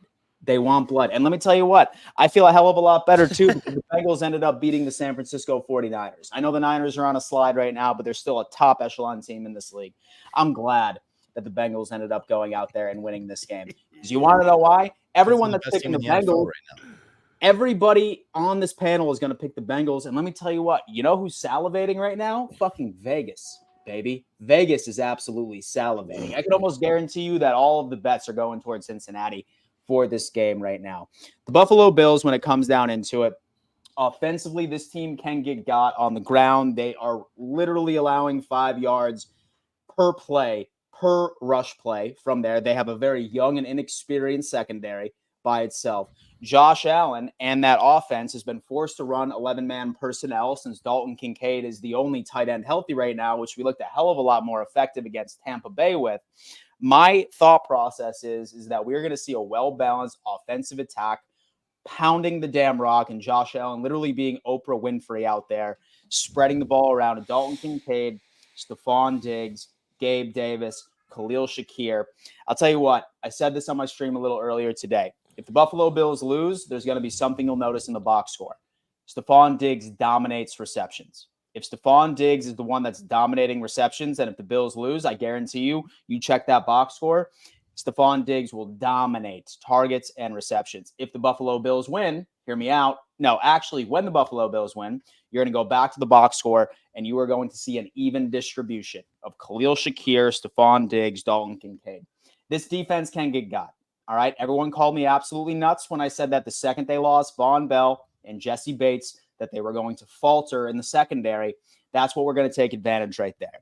This offense is definitely not something to disrespect by any stretch of the imagination. However, there is something I like to put out there.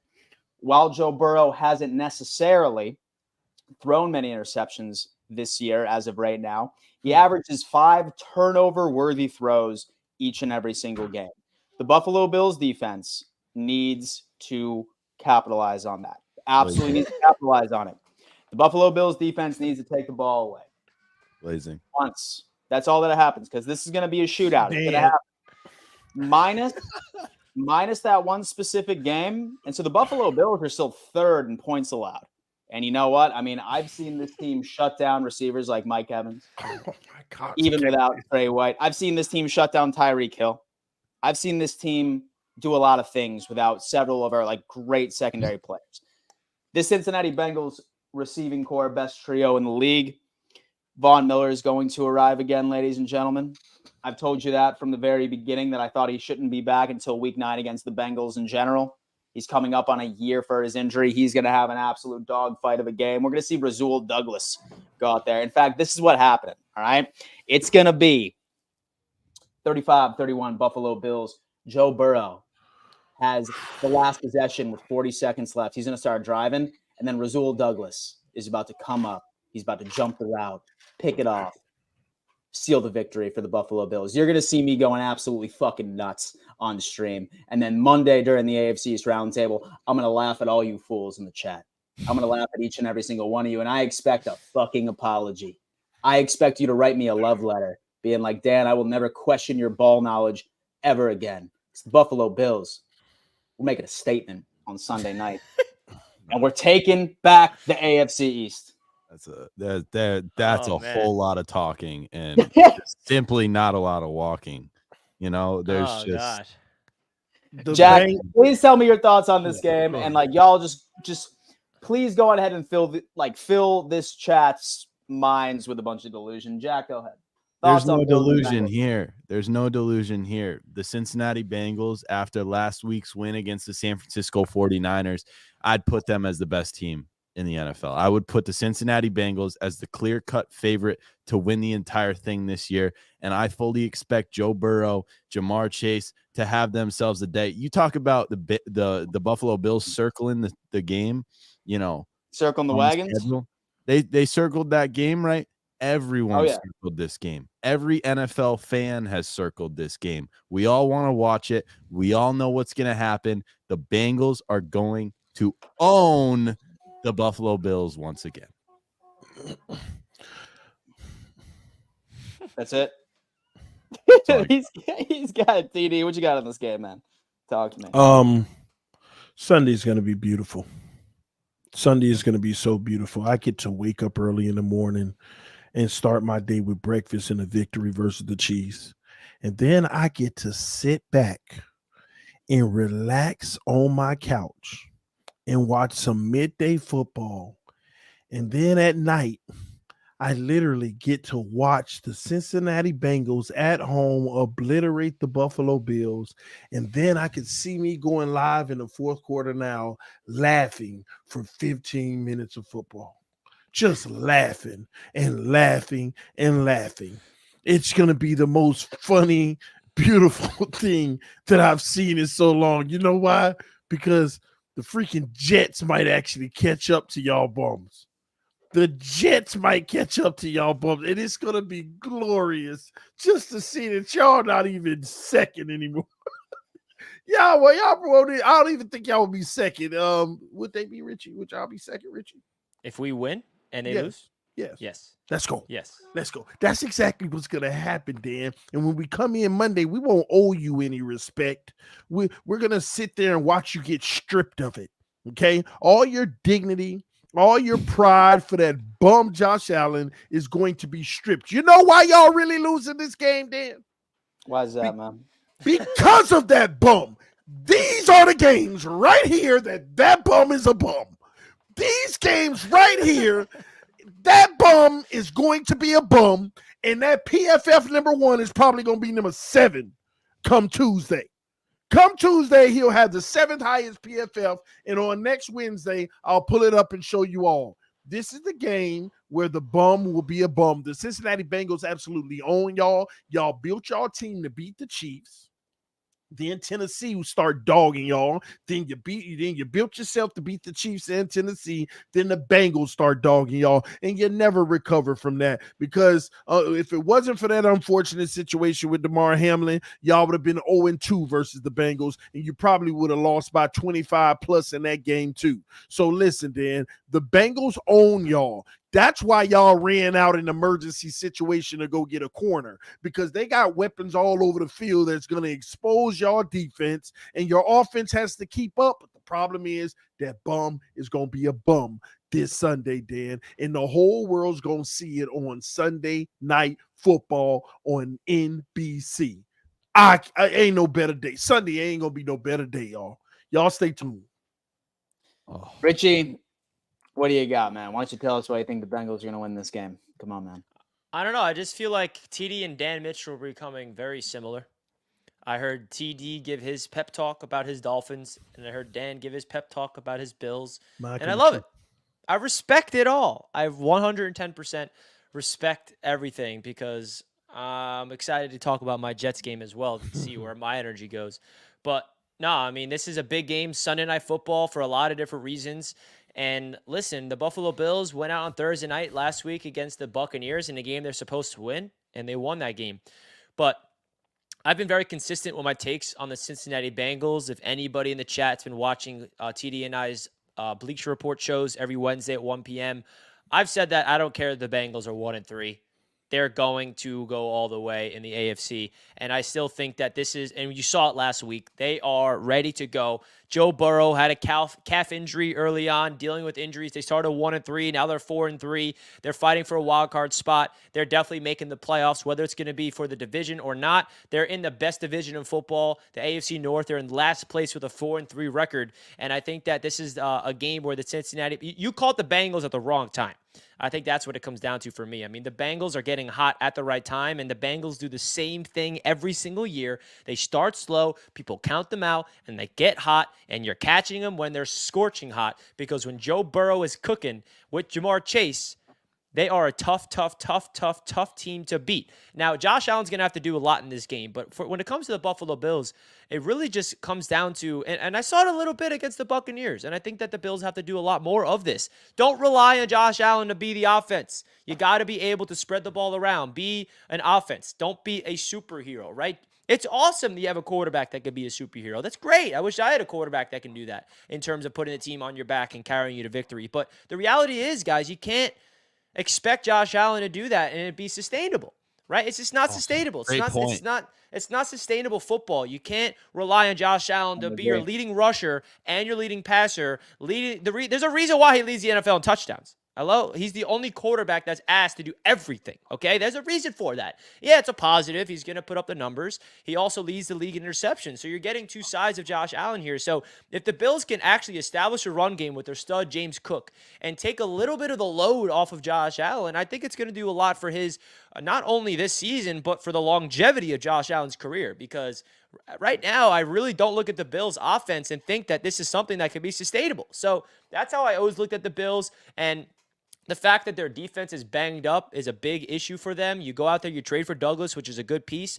But without Matt Milano and without their core guys, they still got their two safety studs. This is going to be a really, really fun game to watch. But listen, man, you're catching the Bengals that are red hot, and the Bills have looked up and down this season. And that's the biggest reason why I'm going to take the Bengals personally. And it's not even like I'm hating on the Bills. I just look at the Bengals right now and seeing what they're doing. It's like whoever the Bengals would be versing this week, I'd be taking them personally because they're one of those teams that scares me as a Jets fan that's trying to squeak in the playoffs as the wild card squad.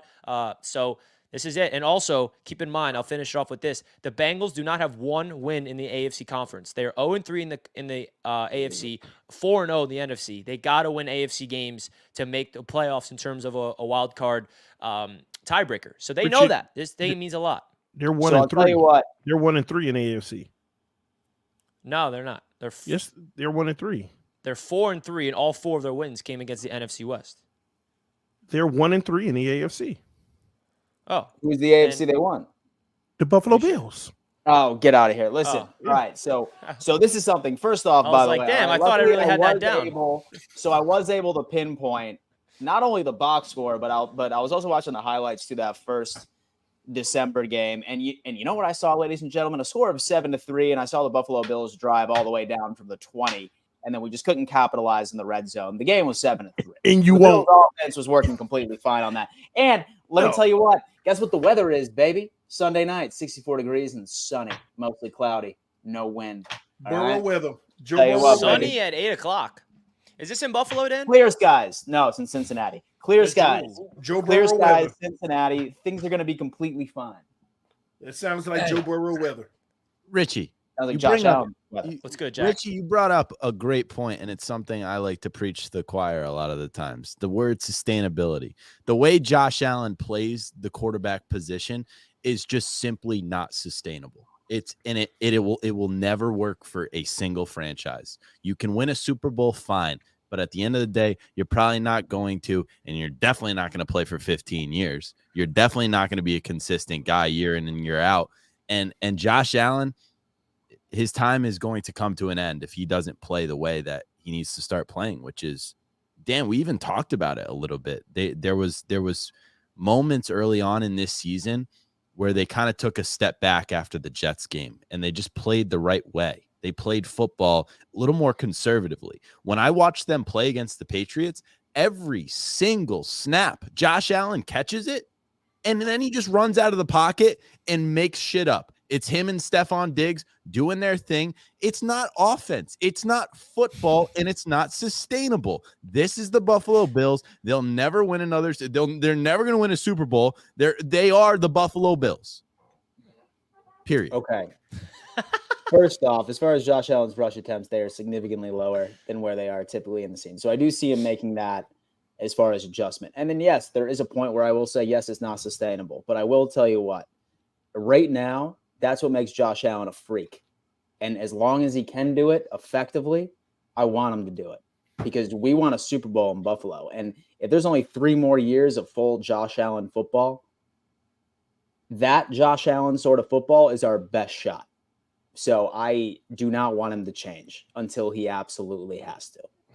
I don't think it's your best shot. I feel like if you guys had Mac Jones last year, you probably would have won the Super Bowl. Okay. You might be right. You might be right. It's an upgrade. We're all laughing. It's an I upgrade. fully believe what I just said. I was laughing at the way Might be TV right. responded to. They won't get that. They won't get that, but they don't understand. They're gonna be. I think you listen to Dave Portnoy too much, Jack. Is this where you get this from, or is this genuinely? I'm a little mini Portnoy. That's all I am. That's what I'm noticing. The more we go, you're on this show. I'm realizing that. You live and die by your players. That's all it is. All right, guys. All right. Last game. Okay, the New York Jets are playing the LA Chargers, who I think are absolute frauds. I think the Jets are going to win this game, personally. Richie, how about you tell us what you think, and then afterwards we're going to catch up on some well-deserved super chats. Yeah, and then 100%. Afterwards, we are going to let the Patreon members in. Oh, I'm excited for that. I'm excited what the Patreon members has cooked up for Jack. He's never experienced. These guys are coming after him. Good luck. Yeah. Yeah, they're nuts. The Patreons. Yeah, the call-ins. Yeah, so Jets Chargers, Monday Night Football at MetLife Stadium. This is going to be a good one. Now, the biggest reason why I have optimism in this game stems from the Jets. You're right. The big talk about the Jets this season has been what? Oh, they've been able to contain Josh Allen, Mahomes, and Jalen Hurts, and there's a consistent trend between those three games and those three quarterbacks, all stud quarterbacks. Yes, Josh Allen's a stud, Dan. You see? Some love there. But all three of those games were in MetLife Stadium. And this is the first time this season where I can say the Jets have a home field advantage. Because usually we don't. MetLife usually stinks every year. But I'm telling you right now, the greatness of this defense is even better at MetLife with that crowd. The crowd, and you guys witnessed it. Dan, TD, take your bias aside. You were there for week one. I mean, that atmosphere was my personal, craziest atmospheres I've ever been to. And I've been to a lot of Knicks playoffs games, and I've always said that's been the craziest sports atmosphere. But that week one game was wild, right? So, I think the MetLife Stadium, the fact that the Jets are home in this game gives me a lot of more optimism that they can pull this game off. And listen, the LA Chargers, you call them frauds, Dan. They do scare me, right? And TD mentioned this today, and it's exactly what I've been saying on my pod, is there's one part of the Chargers that does frighten me, and it's Austin Eckler. Austin Eckler is going to be the biggest part of their offense that they got to be able to shut down, because that's what the Jets defense struggles with. It's the running backs that get those screen passes. The Jets are an attacking front. They love to dink and dunk down with the tight ends and running backs. The Jets are great at shutting down wide receivers, but they struggle against tight ends and running backs. So that's what the LA Chargers are definitely going to do. And I'm excited to see what they do against, an air-raid style offense like Justin Herbert. Here's a fun stat for you guys. The last time the New York Jets defense has allowed a quarterback to have 300 yards through the air was Joe Burrow last year in week number 3. That's how good this defense is. Last year, everybody said, yeah, it's because the Jets defense have played nobody. You playing backup quarterbacks after backup quarterbacks. Well, so far this season, we've played Hurts, Mahomes, Mac Jones, who's a stud, Jack, right? And freaking Josh Allen, and none of them has had a good game against the New York Jets. So this is going to be a big test. Justin Herbert is somebody that just obviously throws the football a lot down the field, high-rated offense, vertical threat. So I'm really excited to see how this Jets defense, stacks up against Justin Herbert. But the reality is this, folks.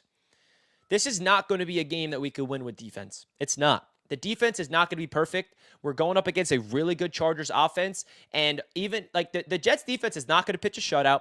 They're going to give up a couple touchdowns, and this is all on the offense. This is the game where I'm looking at Zach Wilson to have a similar game like he did against the Kansas City Chiefs. Because if you guys remember, the narrative heading into that Kansas City Chiefs game on Sunday Night Football, Taylor Swift's in the house. That's when it was all fresh, right? And also, Zach Wilson, everyone's looking at him like, you stink. You're going to the bench. That was right after the Jets lost to the New England Patriots in that disgusting rainy game. And everyone's like, oh, the Jets just signed Trevor Siemian. Zach Wilson's going to the bench. He's done.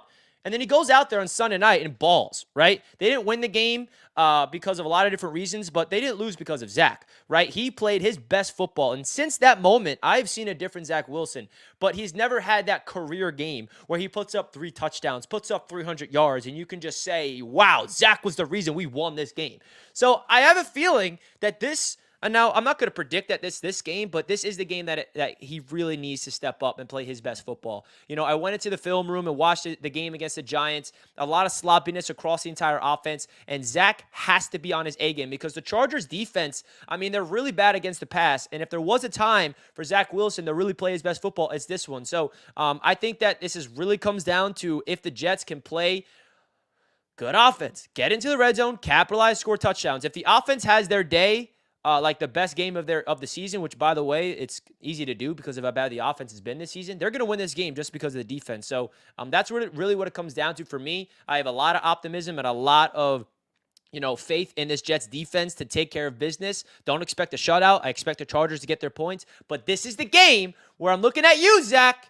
Wake up, baby. Have the game of your life. Go out there, put up 250, put up 2 touchdowns, 1 through the ground. I don't know. Are you capable of that? We shall see. I've been supporting you. I've been watching the film, and I've been objectively criticizing you and showing and adding context to narratives, and I'm trying my best to see something here. You're the backup quarterback playing right now for the Jets, and you were not supposed to be the quarterback this season, but you are. So let's see what you got with the primetime game, and hopefully he can go out there and play his best because I really put this on Zach Wilson more than anybody else heading into this game if the Jets have a chance of winning.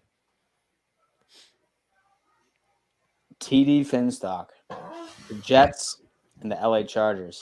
Jets ain't got no shot at winning this game. They finna play the Chargers. Their defense is literally going to make life rough for Herbert, but they're still gonna put up points. And Austin Eckler is going to have a field day in the screen game because he's going to break them little tackles from them DBs of the Jets. All right. Also, listen, Zach Wilson just ain't going to score enough points. This ain't going to be no last minute comeback. Now, if it gets Breece Hall that's all we need. If it's tight in the fourth quarter, that's a different story. If the Jets find a way to keep the Chargers from being up by 10 in the fourth quarter, then it's a different story. But I don't see that happening. The Chargers going to punch him in the mouth early, going to break through that defense. They're going to probably race to get up to about 28 to 31 points, and the Jets going to be down there with 13, trying to make defensive stands, and they're going to make it Jets don't do that at home. They'll make it interesting at the end, but it's a wrap. The Chargers going to win this game. They got a quarterback that can actually put up points, okay, at the end of the day. Jets, that the little miracles for the Jets is coming to an end right here. Okay, it's coming to an end. And I'm going to tell you now, I really want the Jets to lose because we're not going to lose to the Chiefs. But I know one thing. If we do lose to the Chiefs, man, we're going to come back from the bye tied with the Jets because they're going to beat the Raiders. We would come back from the bye tied with the freaking Jets and probably the Buffalo Bills too. So wait, if the Jets beat the Chargers and the Raiders? Yeah, and we lose to KC, then we got to bye because y'all only got 3 losses. We got 2. 1 loss by us, we got the same amount of losses. So we have to avoid that. Because so you're saying that the Bills are going to beat the Bengals? No, not at all. No, he didn't mention the Bills. No. But he said that all 3 of us would be tied. Oh, I forgot. Y'all got 3 losses, huh, Dan? Oh, I'm sorry. I was giving you credit for 1 more. Not going to happen. So y'all will be 3rd in the division, Dan. Okay?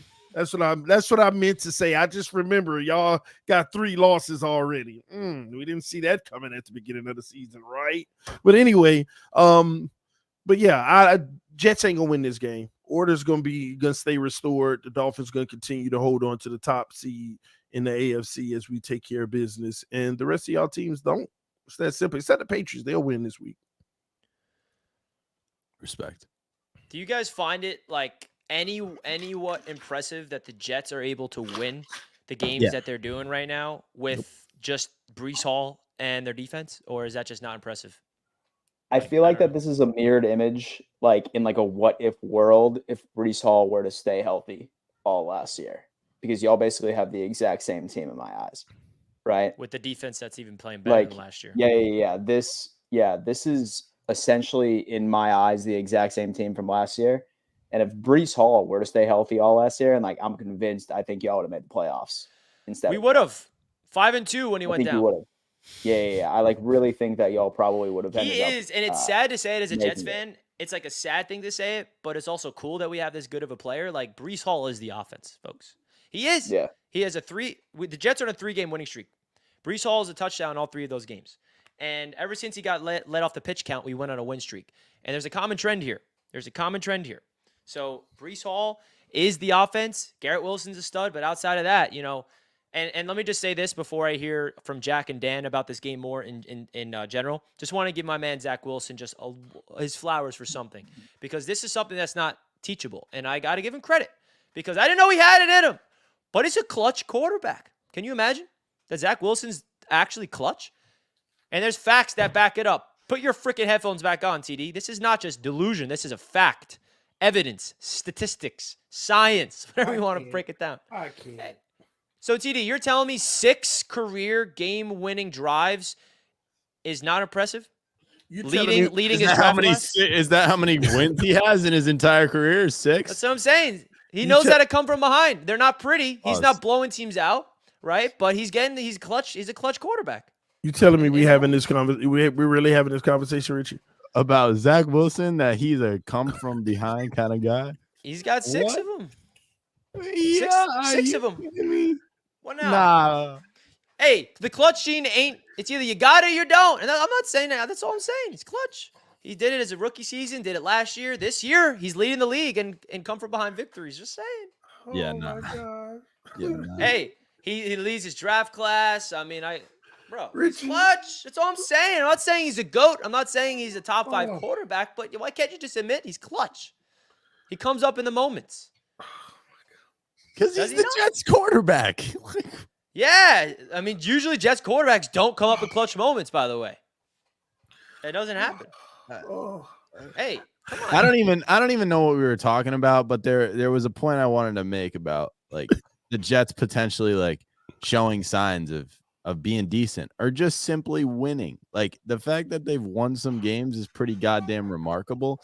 But I sit here, I don't even think about it, bro. Like it's just the same old Jets. They might get a couple of wins here and there. They might, try and get excited about something. But in reality, the delusions of the other 3 teams in this division at least have some backing to it. The Jets, their ceiling is, a top 10 draft pick. Like they're never going to get over the hump. They're never, ever going to get over the hump. What makes you say that? Because we're the Jets, same old Jets. Is that why you're holding on to that narrative? I'm holding on to that narrative for all 3 teams because that's about the only thing I can do right now in this very moment as a Patriots fan. Then respect. We can only prove it, right? The Jets haven't made the playoffs in more than a decade, so I can't push back on that. You got to prove it, Jets fans, right?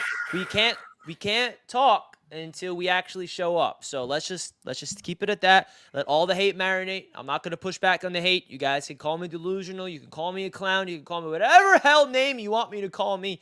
I'll let my Jets do the talk, and hopefully they can back me up. Please, Solid, do it, would you? Hey, I will say, though, I mean, the defense is real. The defense is real. And respectfully, the Miami Dolphins have an absolutely horrible defense that could come to haunt them later this season. Defense wins championships, baby. You see how the NFL is working this year. That Jets defense ain't go against the Dolphins yet, and we gonna put up over 30 on them easy. So don't worry, we're gonna show everybody how you take. Do I need to remind you the 2 times you went up against a good defense? How many points you scored in both of those games, TD? Y'all ain't a good defense. Y'all out here fraud. Respectfully, we have a better defense than the Bills. Respectfully, we have a better defense than the Eagles. And we beat the Bills and we beat the Eagles. 2 teams you cannot beat. Yes, you beat the Patriots. We can't. That's just weird voodoo shit.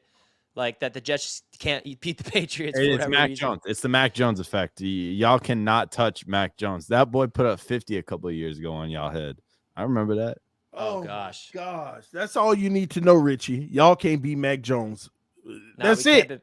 That's it. It was before Mac Jones got there too. It's Belichick with young quarterbacks. If Aaron Rodgers was here, we would have won that game. We just can't beat the Pats with a young quarterback. All right, it's impossible. Congrats to Tua for doing it. I give him credit for someone that can't do it myself. Even though I can't. I'm not playing the sport, but you know what I mean. See, I think that this game is going to be interesting. I mean, I had like a lot of high hopes for the Chargers this year, and I think that I've made that mistake way too many years in a row. I think that they're really not going to be anything until Staley is completely out of the building at this point. But I mean, Richie made a great point. I mean, honestly, like as much of as much as this team has been struggling, Herbert's always going to be an issue. He's a great pocket passer. He's like always that guy that's going to be putting up 300 plus passing yards on that. I think the Jets defense really matches up well. I do think that they will score points. I don't think that they're going to crack 28. I sincerely would be surprised if the Chargers score more than 28 points against this Jets defense. It's all going to come down. Zach Wilson, bro, it's on you to win this game. It is on the Jets offense to win this game. I know Breece is going to have his, okay, because you can run on that Chargers defense, right? But he's not going to be able to do it all by himself. You're going to need a couple of drives where Zach Wilson can actually lead his team, put that offense on his back, and just rely on his damn playmakers to go on ahead and just make some plays for him, right? I mean, you have a Garrett Wilson. You have Lazard, right? I mean, literally, even if you just need to do a couple of those screen plays, and just go on ahead and hope that they can create some yards after the catch. Allow your playmakers to make those extra plays for you. Rely on that. Whatever you do, do not give the Chargers an extra opportunity with some more possessions, right? Because I think that you guys will do fantastic against them offensively, but at the end of the day, you guys are going to live or die by Zach Wilson. I have the Jets winning. I have it being a game 21-17. Jets. The one thing I've learned about this season that the Jets have established their brand of football that unfortunately is going to take years off of Jets fans' lives. I mean, every win that we have or come from behind wins that are scrappy, gritty, goes down to the wire and heart attacks. All right, that's just the reality of the season. And if that's how we win, and we still somehow go to the playoffs and make some noise, and each win is still the ugly way, and it's a win is a win, fuck it, I'll take it. But hey, that's just the reality of this Jets team right now. They're gritty, they're resilient, they battle through adversity. Injuries are an issue, but they don't care about the injuries. They're still fighting through it. And I got a lot of respect for this team just for their ability to fight through the mental fortitude of what they've had to get through with the injury bug this season. So we shall see. If y'all win, Richie, I'll shut my mouth and I'll give y'all all the props in the world. I just don't see this one. So if y'all win, you're going to get some real praise. You know what? Me. I will get praised, but then the next week it's going to go back to square one because we already went through the same dance with the Eagles. To the Raiders. You ain't going to lose to the Raiders. But we're going through the same dance. You said the Eagles 110% are going to obliterate the Jets. We beat them, and then you gave us our flowers, and then the Dolphins lose to the Eagles, and then the Jets are on their bye, and then we grit out a sloppy, ugly win from the Giants, and then you're back to shitting on the Jets. Cause you've been talking about Zach Wilson lately. Stop, bro. What have I said about Zach Wilson? What have I said? Quote me. You've been boosting Zach Wilson. Zach Wilson is clutch. That's the quote that we are going to highlight. You need to hear. What in the goddamn hell? Bro, I could show you all this clutch moments. I'm not just making it up. Oh my God. Unfortunately, he's in positions to have to be clutch. There's no leads for him to protect. On or off the field right now, my brother. Hey, off the field and on the field. I'm not just saying this out of my ass. I mean, there's literally evidence that backs this up. I mean, it's okay. You guys don't have to believe me. So what do you say, boys? Let's get into some super chats. But, TD, what have I said about Zach besides he's clutch? That's so delusional. That's enough right there. But, Richie, you've been throwing these little slight, man. You got to be proud of Zach. What he did here and there. Man, the man is a bum 98% of the game. I don't care about that 2%. But it's when it matters the most. No? He plays his best when it matters the most. I can't argue with the fact that the victory's on the board. I'll give you that. The victory. And it wasn't like he played his best. He played elite in those moments. But he plays stinky in the other moments. Inconsistency, Zach. Clean it up, Zach. Inconsistency. I just heard you say the word elite and clutch mentioning Zach Wilson. I just can't, bro. In those moments he is, but that doesn't mean he's elite quarterback. All right, man. You see the way he clocked that ball 1 second left with the poise, though? I was just saying it. Come on. Do I have to bring up the stats to back that he actually has 6 come from behind victories? It's impressive as a Jets fan. I don't see these. I don't see the clutch genes, Jack. I don't know what it's like to have a quarterback beat down and lead the team to victory. My entire life, I've never seen it. So let me give my young quarterback flowers that the entire planet Earth hates on for at least being clutch. Man, he don't deserve flowers. Give him bushes. Okay? Ain't no flowers. Get that man some bushes. That's about all he worth. But it's all right, Richie. I'm gonna leave him alone. I'm gonna leave Zach alone. Let's see what he do versus the Chargers. 24 seconds, no problem. All right. Okay. I ain't gonna mess with him no more. Oh, I love trolling you guys. This is great.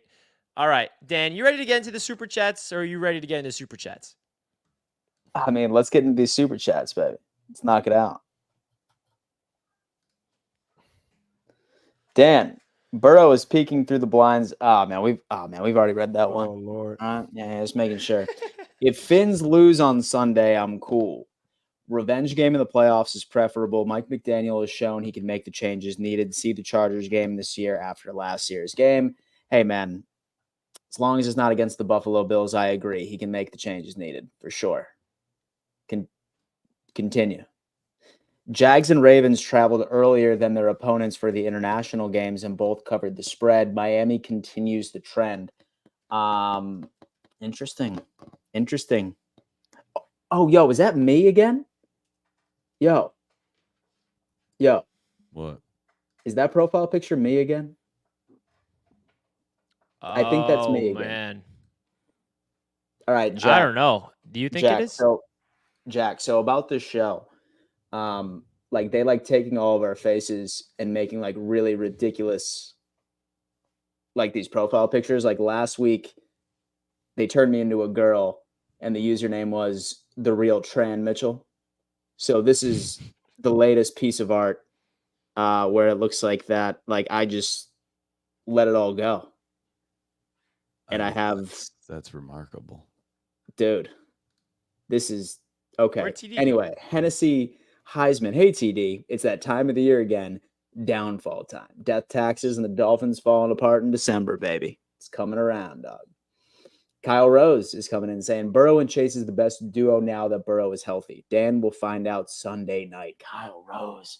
He's coming in. I think he's a Dolphins fan, man. Just like praying on my downfall, man. $50. Allison, $50.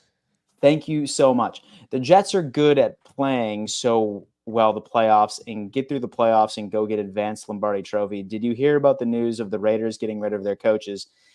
Everything's going crazy down there and about Adams. It's been a wild week. It's been an absolutely wild week in the NFL. The Raiders are an absolute dumpster fire of an organization in which that I feel like all of us have understood, but super crazy. I mean, honestly, I've never hated the Jets. I feel like out of every team in this division, I've never hated the Jets.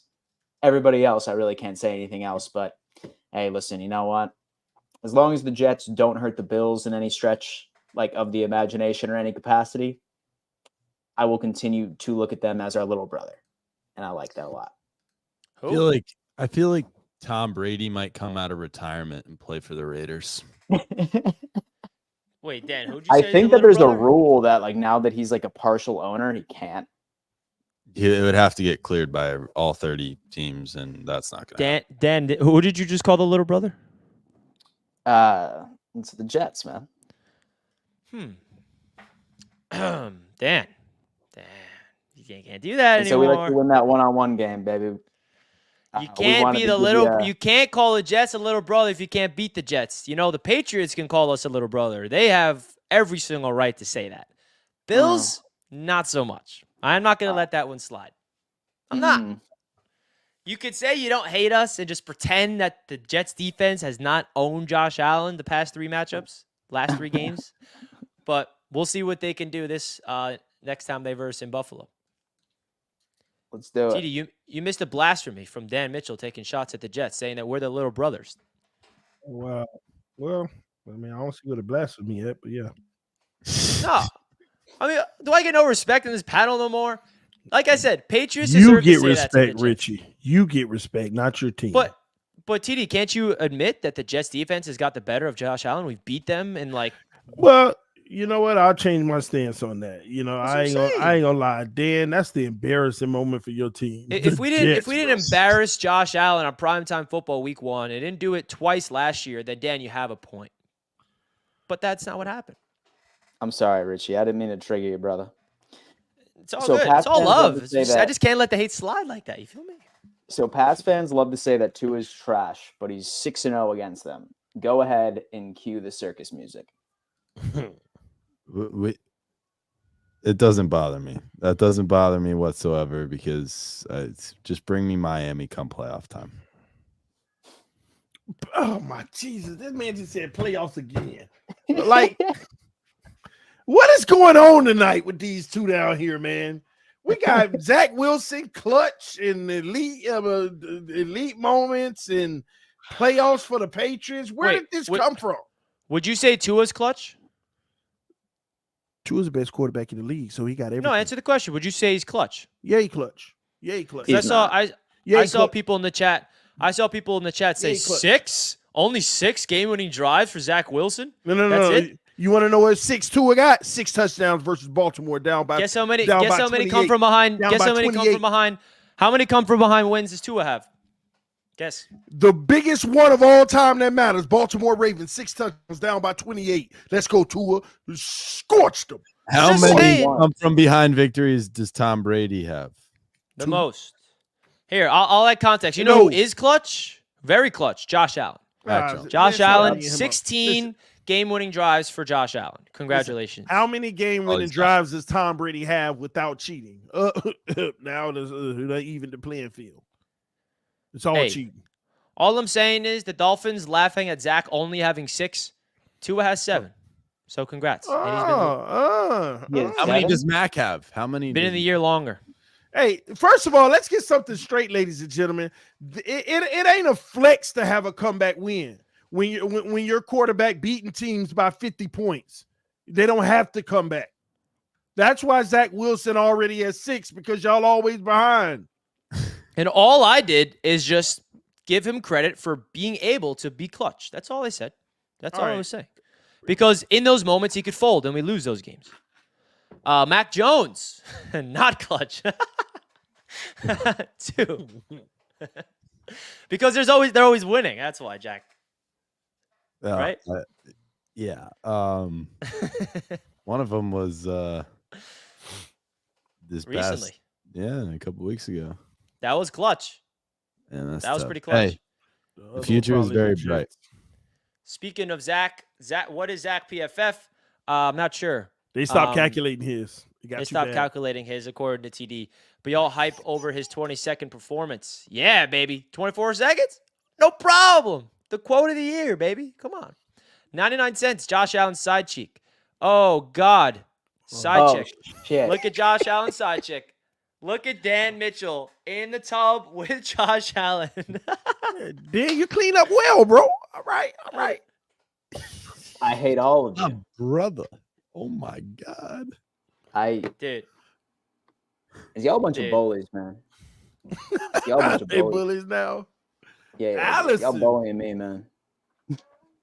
And so I think they want Tom Brady to take full control of the Oakland Raiders or the Las Vegas Raiders. And to be honest, he's just one roster talk right to the boss. If they have a problem, Adam says he's okay with it, but really inside, I don't think he is. It's interesting about the Brady situation, but I think that man's enjoying retirement as he should.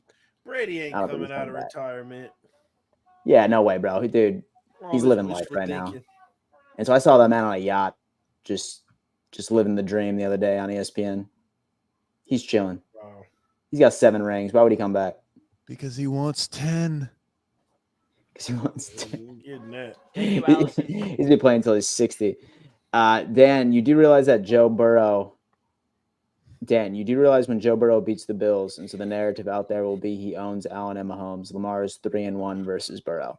That is true. I would say if any team has Burrow's number, it's the Ravens. Sure. Like, I think that's the only team that genuinely has his number. Bengals 38, Bills 17. Yeah, that's just about right. I don't know about that. South Florida 6 rings. Okay. Josh Allen is Favre with wheel. Hashtag fins up. What? Not necessarily. Yeah, I guess I don't know what that means. with wheels. A with mobile. With wheels. I mean, yeah. I mean, I could definitely make that comparison. And so I'd probably give him Brett Favre. And so if y'all were to compare Josh Allen to any historical sort of QB, would you say Brett Favre is probably the closest? Tony Romo. Yeah, I like that. I actually like that. I don't like that at all. Phillip A Rivers quarterback career-wise. A quarterback that never won a Super Bowl. That's all it is. Go Phillip to the Rivers. playoffs, but never do nothing. It's like he's going to be another Tony Romo. Tony Romo. Josh Trash Allen. Boom.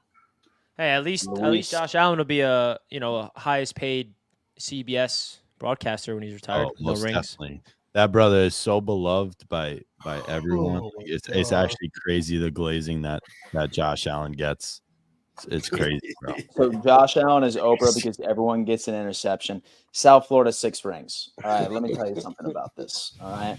Okay, let me tell you something about this. All right. Like you may need to rewind when I explain to you the wonderful organization known as PFF, which puts his interceptions in a beautiful context. Oh, my gosh. But onward. What's up with the Jay Allen hate? Maybe I don't hate Josh Allen because my Jets own him. I don't know. But regardless, Josh Allen's definitely a top 5 quarterback in my opinion. The scariest QB. I like Dimitri a lot. Thank you. Yeah, but Josh Allen is a top 5 quarterback in the AFC East. I'm not going to debate that. Get out of here. It's like, I mean, yeah. Get out of here, man. Zach Wilson and Aaron You're Rodgers nuts. over him. You're nuts. It's so great to just see Josh Allen being the horrible quarterback that I knew he would become. TD, would you go gay for a year for a Fins? Send me a number, Florida Doomers. That's a yes. No, that's crazy. It's 2023, baby. We don't judge on the AFC's roundtable, ladies and gentlemen. Yeah, dog, absolutely. Bills are I not got winning no problems Sunday. here. Bills are not winning Sunday. Burrow healthy now. Dan doesn't watch Bengals film, only going off stats in weeks when Burrow was hurt. Bro, I assure you, I watched plenty of film, fool. I watched plenty of film, fool. Studying the books, Oh, absolutely.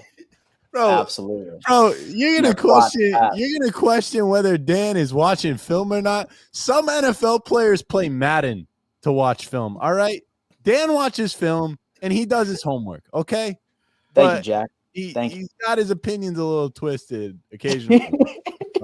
Considering he's a Buffalo Bills fan, you're probably scarred for life. But I'm scarred Yeah. for life in a good way. You're scarred for life in a bad way.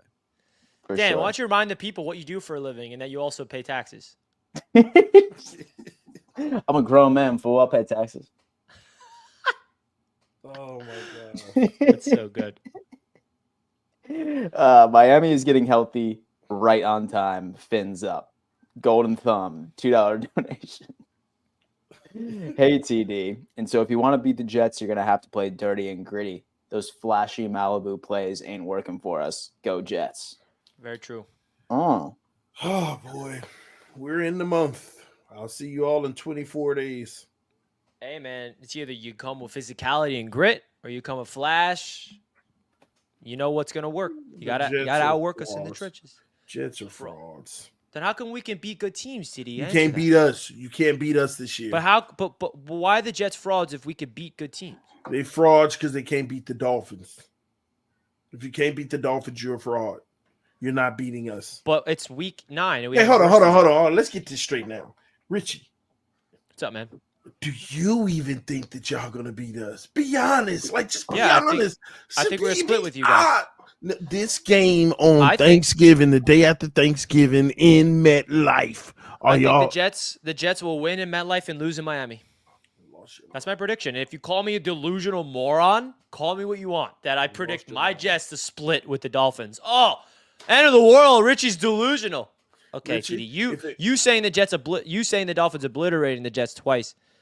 That's realistic, I guess. Richie, Go if for it that. wasn't Thanksgiving, I'll be flying to MetLife to be right there with you just to see your face live. You're Hey, lucky. bro. You're lucky it's a holiday, bro. Am I wrong for believing my squad to split with the Dolphins? Yeah, no, you ain't wrong. I mean, a lot of people live in delusion. It's fine. Damn, bro. I like our brand of football. I like how we match up. That's all I'm going to say. You like your brand of football? What the fuck is your brand of football? Losing? Grittiness. Physicality.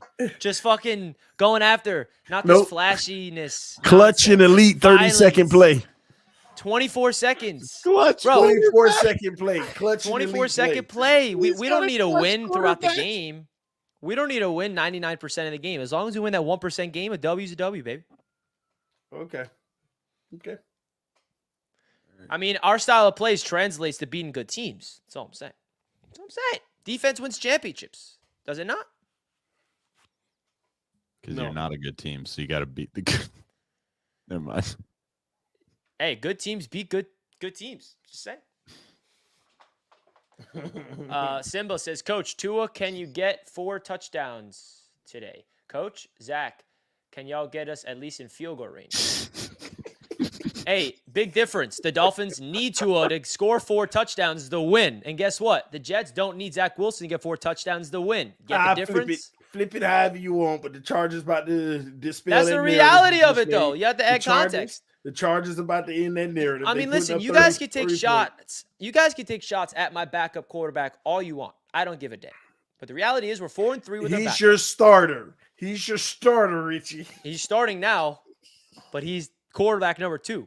QB1's getting healed. Okay. Zach better than Aaron anyway. All right, let's go.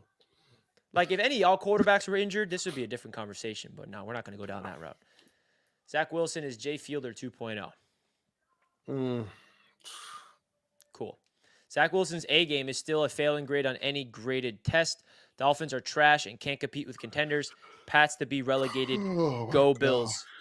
Wow. Do you know what's sad, Slippy? That Zach Wilson did not even have to have an A game to beat the Bills. That's what I'm saying, bro. I ain't gonna lie And that's about why that. it's even sadder that Aaron is out because of how good the freaking team is around the quarterback. But listen, man, we're proving that we could win with subpar quarterback play. That's all I'm saying. Yeah, that's embarrassing, Dan. 4-3 with no Rodgers. I thought our season was over. Let him know, Hennessy. Me too. When we were 1-3, that's what they're all saying. You do realize Wilson got one of those comeback wins against Buffalo was punt return. Other was an interception against Philly. So special teams and defense was 2 of those comebacks for Jets. The Philly one does not count. That was not in the 6 of them because he did not have a comeback drive in that game, Glenn. So that's not one of the 6. And the Buffalo one, he had the game-winning, that drive, that touchdown to Garrett Wilson. I mean, I can go on, but we're not going to go down this road. All right? But the Philly game does not count in those comebacks, Glenn. Slippin' Jimmy. Josh Allen is a slightly better Ryan Fitzpatrick, all fast or famine.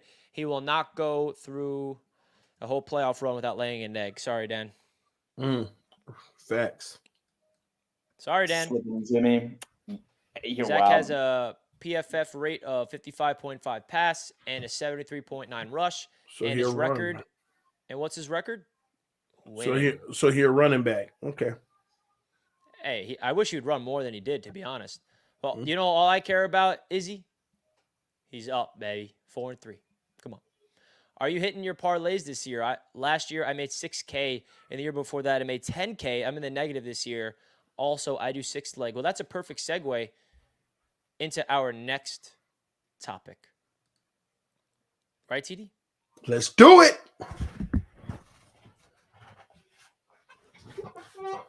Ladies and gentlemen, y'all already know another official sponsor of the AFC East Roundtable is Sleeper. Listen, so many of you guys have been downloading the app. This is your opportunity to do it. For those who haven't, download the Sleeper app now. Use the link pinned in the description of the video and pinned at the top of the chat. Download it right now. Use code AFCE. Supporting our sponsors is supporting the channel. We're going to go around the table because I'm going to make a big parlay here with fantasy picks to see if we can get a big win this weekend, because last weekend, you know, I had a rough go at it because of, I think it was a Lions player or something like that.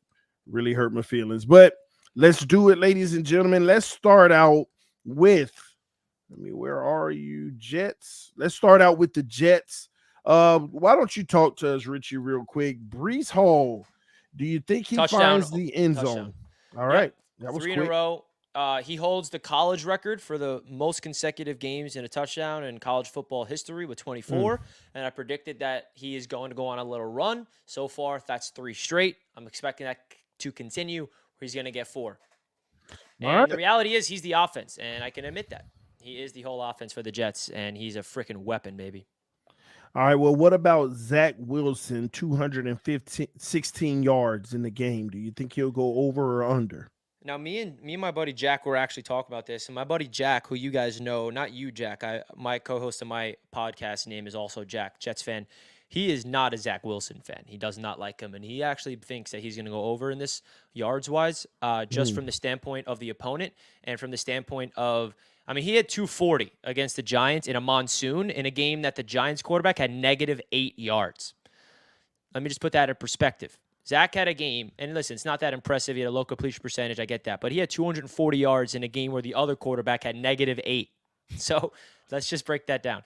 But I do think based off the opponent and based off of the type of game, I would take the over, especially at that number at 214.5, me personally. Well, let me ask you, would it be safer to take the 15 rushing yards, being that he's hit over it 3 games in a row? Yes. 15 rushing yards is a lock. He's hit that the last 3 games too. I definitely do that instead. All right. Because the passing yards, because it could be one of those games where Breece Hall is like the run game's working and they don't even need Zach to do anything in the air and still win. Like, so it's kind of risky to take his pass yards from that perspective. Nice. All right, let's go to Dan with the Buffalo Bills. Josh Allen, 2 touchdowns or 268 passing yards. Which one you feel better with? Dan, you're muted. All right. Give me the touchdowns. Give me the touchdowns. This man is currently leading. The league in total touchdowns.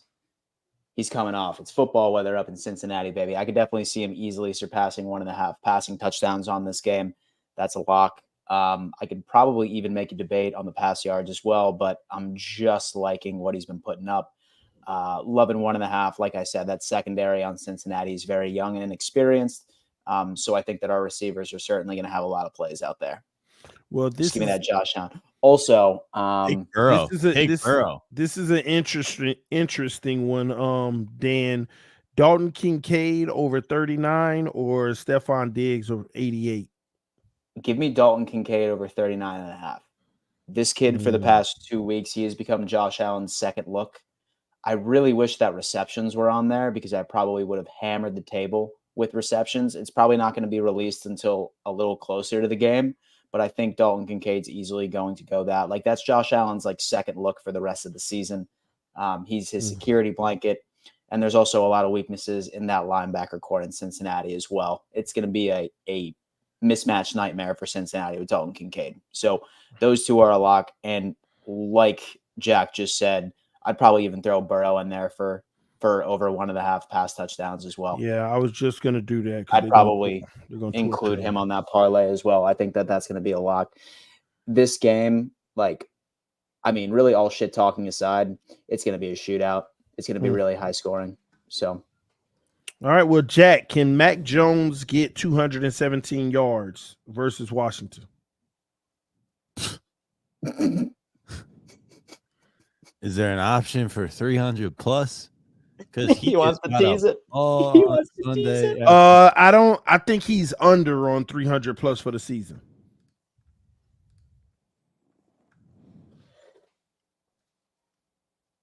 Come on, Jack. Which one is it, Jack? All right. And see, you're just playing with this man's money. He's got kids to feed, bro. Just take the 216. Over or under?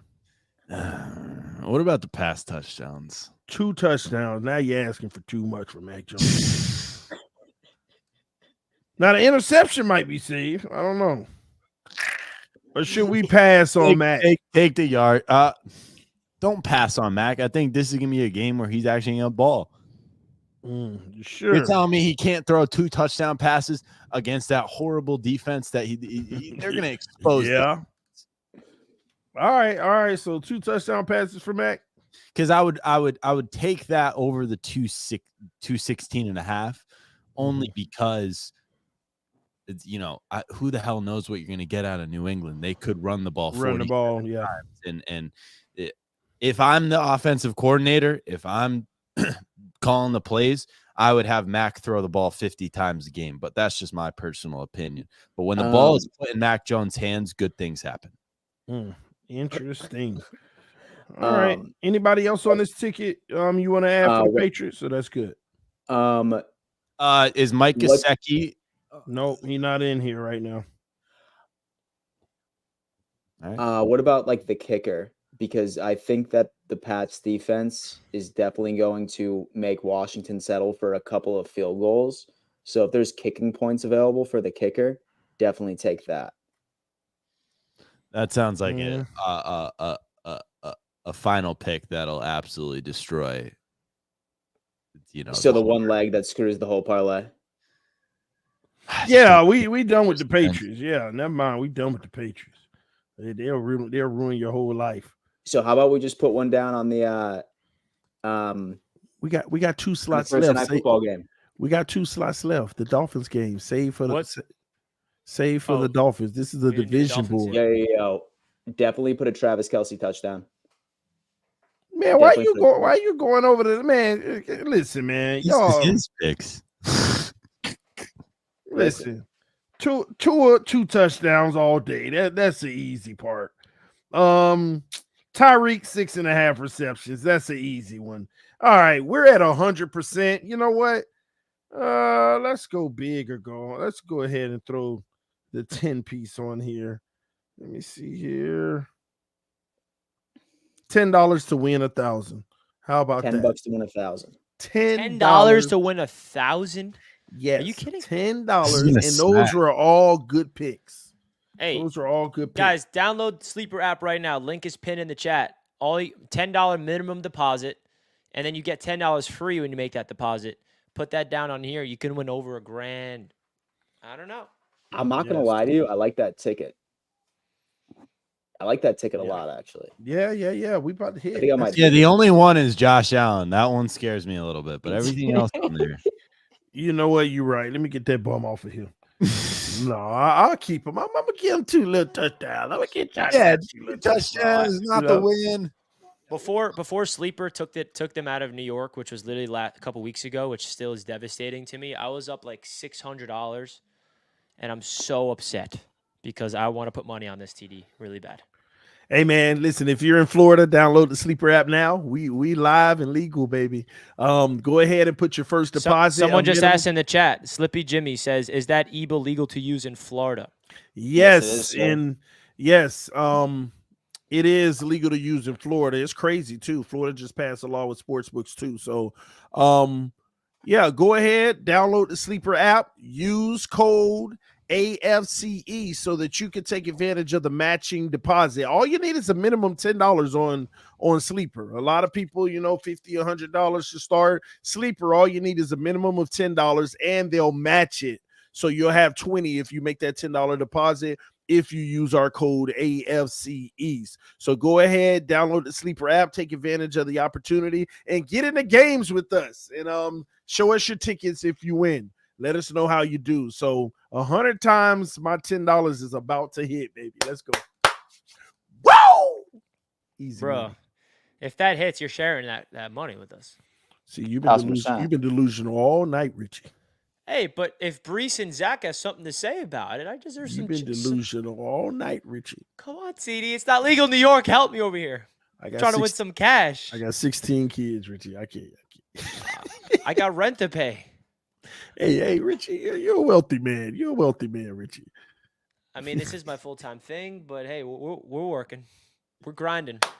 Hey, put your own ticket in, Richie. I know you mean. It's not legal, Sleeper. I'm sorry. That's not legal anymore. They ripped it from me. It's all right. I'll use BetUS. BetUS is legal. I'll put my money over there. Sorry. Even though Sleeper is, I like the daily fantasy style stuff. I can't believe they took it out of New York, bro. Yes. So pissed off about it. But if you're in California, if you're in Florida, if you're in the 15 other states it's legal in, I don't know them off the top of my head, get on Sleeper, baby. Support the channel. Let's do it. Also, for the people that are not aware, we did our first expansion episode today. and it went very well. And we are inching close to hitting 1,000 subs over there. We over did it. that. We've been past. Yeah. We we over. hit it Oh, we've already. been. Oh, we're. We've Yeah. been over that. Oh, what am I? I'm late to the Yeah, party over we hit here. that early tonight. But what we don't have is those watch hours. So, guys, if you Yes. want to help out the channel, it would mean a lot if after this show's wrapped up, go to the NFC North Roundtable and check out the full episode.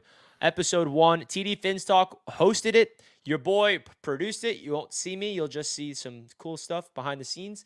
So you won't see my face on there. Not that anybody cares about me. I know you guys will hate me in the chat besides my Jets faithful. But I want to put in the chat right now the link to it in case you guys want to support us over there on our brand new show. I think they did a great job. I really love the 4 guys that we got to represent their the NFC North. I think they're good dudes. I think that it's a good 4 that we got. And yeah, I just put the link in the chat, guys. If you want to click that link and go ahead and watch the entire show or watch some segments of it. About an hour and 10 minutes. It's in about an hour and 10 minutes. You get to learn a lot about their division, and we would appreciate it, guys, because this is something that we're really taking seriously. We're trying to build this into something big. You know, TD, Dan, and Tyson, you know, us 4 are really trying to build something. We put a lot of work that you guys are not aware of behind closed doors to really get the best possible content out there. And this expansion's a big deal. So we would really appreciate if you guys can go check it out, even if you hate me, even if you hate TD, because we say stuff that drives you nuts. Support the boys. Huh? Support the boys. At least you can do. Super Bowl. But look how funny TD is. Not funny, but I just love it, man. You're so professional. Look at this guy. In case no one checked out, look at him. What are you talking about? Look at him. With the nice neutral polo. Oh, dude, He's like an buttoned up. official stud. This guy. Oh my God! Like, Stop. no, this is. I'm not trolling. Why don't you let me give you your flowers? He put on the neutral I'm embarrassed. colors. I look like Zach Wilson. Hey, I mean, you're talking about Zach Wilson off the field. He's winning. I know he may not be winning on the field just yet as much, but off the field, Zach's doing pretty good. So hey, that's a good comparison. But in all seriousness, man, look at your official, the neutral colors, got the brand new logo on the back. We love it, man. You did a great job hosting it. You're a great host, man. I'm giving you flowers. Thanks. I appreciate that. Yeah, you are, TD. Well, So I thanks, enjoyed it. Dan. Thanks, Dan. Especially on that Bleach Report show. I remember yesterday it must have been hectic for you, right? They're in your ears. Yeah, the whole time, just talking and because they were messing up a lot of stuff, but we were getting it straight. Yeah, luckily on that show, I get to sit back and I don't have to worry about any of that. That's awesome. Still get paid the same too. But that's discussion for another time. All right. Well, this is a perfect segue to get into the Patreon members. Guys, go easy on Jack. He's new. I know people are probably going to go right after him. I don't think he realizes the type of people that we have ready to go. But we'll see how he does. So without further ado, let's get into the Patreon members. But before we get into the Patreon members, let's just run through the remaining Super Chats for now. Let's see. TD, where you at? You're saying Zach is a backup. He is a first rounder. Yeah, he was a first round pick, second overall pick, but the New York Jets replaced him with Aaron Rodgers. And Zach Wilson is the backup. Bust. But now Aaron Rodgers is injured, so therefore he's the starter now. So yes. Dimichi, Richie, just let them talk and take shots. TD be telling how he really feels on his channel. He knows the Jets are formidable. Hey, we'll let that be a discussion for another day. We know what TD where he really stands. It's okay. Zach should start on OnlyFans because Rich is his only fan. And you know what's funny about this? There is crazy people that are Zach truthers that I'm not even close to him. I try to be objective with him as much as I can, but people in the chat just think I'm whatever you want to call it, being a Zachaneer, whatever you want to call it, but I'm really not. Is that app legal to use in Florida? Yes, it is, Slippin' Jimmy. Yes, it is. All right, let's get into the Patreon members. That's it for the Super Chats for now. First caller is the great Jimmy Casket. Jimmy! Hey, what's up, Jimmy! Look, we had an ugly win, but hey, we came out better than we did. So, yeah, we had Thomas Morstead. He's the best punter in the NFL. Have fun getting a TD starting at your own free yard line against this defense. Another thing is, you know that quote by Zach Wilson where he said, 24 seconds, no problem? Well, that quote wasn't actually referring to his comeback. It was actually referring to how fast you can get to your mom's house. All right, so have fun Oh with that. my gosh. So about the Chargers game, we're gonna win this game. First of all, Eckler is basically their second best receiver. So basically, we just have to make adjustments and tackle him at the line of scrimmage. I mean, and that's it. I mean, we all know what Herbert does in the fourth quarter. So yeah, we got this game in the bag. I believe in Zach Wilson. I believe in Breece Hall. I believe in Garrett Wilson. They'll be able to make some plays on the offense. And our defense will be able to shut down the Chargers. I mean, Brandon St- Brandon Stanley isn't getting through our defense. I know that. I know that much, bro. And if the Dolphins can beat them, we can too, bro. So once we beat the Chargers, we'll be second division because we all know the Bills aren't beating the Bengals. I mean, let's be real. I mean, I know I respect Dan Mitchell. He's trying to hype up his team, but it's just reality. You're not going to beat the Bengals. I mean, You're right. Joe Burrow's, he's not feeling any pain in his calf anymore. He's back to full health. He's Him, right. Tyler Boyd, T. Higgins, Jamar Chase, you don't have a chance, bro. I mean, like, hey, you might make it competitive, but you're not winning. And the Dolphins, you're losing to the Chiefs. Okay, No, we're there's not. no way they're gonna lose to the Broncos and then lose to the Dolphins, bro. They're gonna come out angry that they lost to the Broncos, and they're gonna obliterate you. To be honest. Um. So yeah, it's gonna be a great week, great Sunday for us, Richie. We get to see the Bengals obliterate the Bills, the Chiefs obliterate the Dolphins, and then see our team win on Monday. So Wow. TD, just keep that first place comfortable for us because I can't wait to be there. Can't wait to look us up on. In 2 weeks, we'll be #1 in the division because that's where it's going right now. We're on a 3-game win streak, and we don't plan on stopping. Jimmy, let's go, baby. We love that energy. And Jack, yo, man, I actually have mad respect for you. You came on here. This was like one of the best debuts I've ever seen. You made like all the Dolphins and Bills fans mad at you. You made their panties twisted about Oh God. about how you insulted the teams. And I love that about you. I can't wait to see you next time, bro.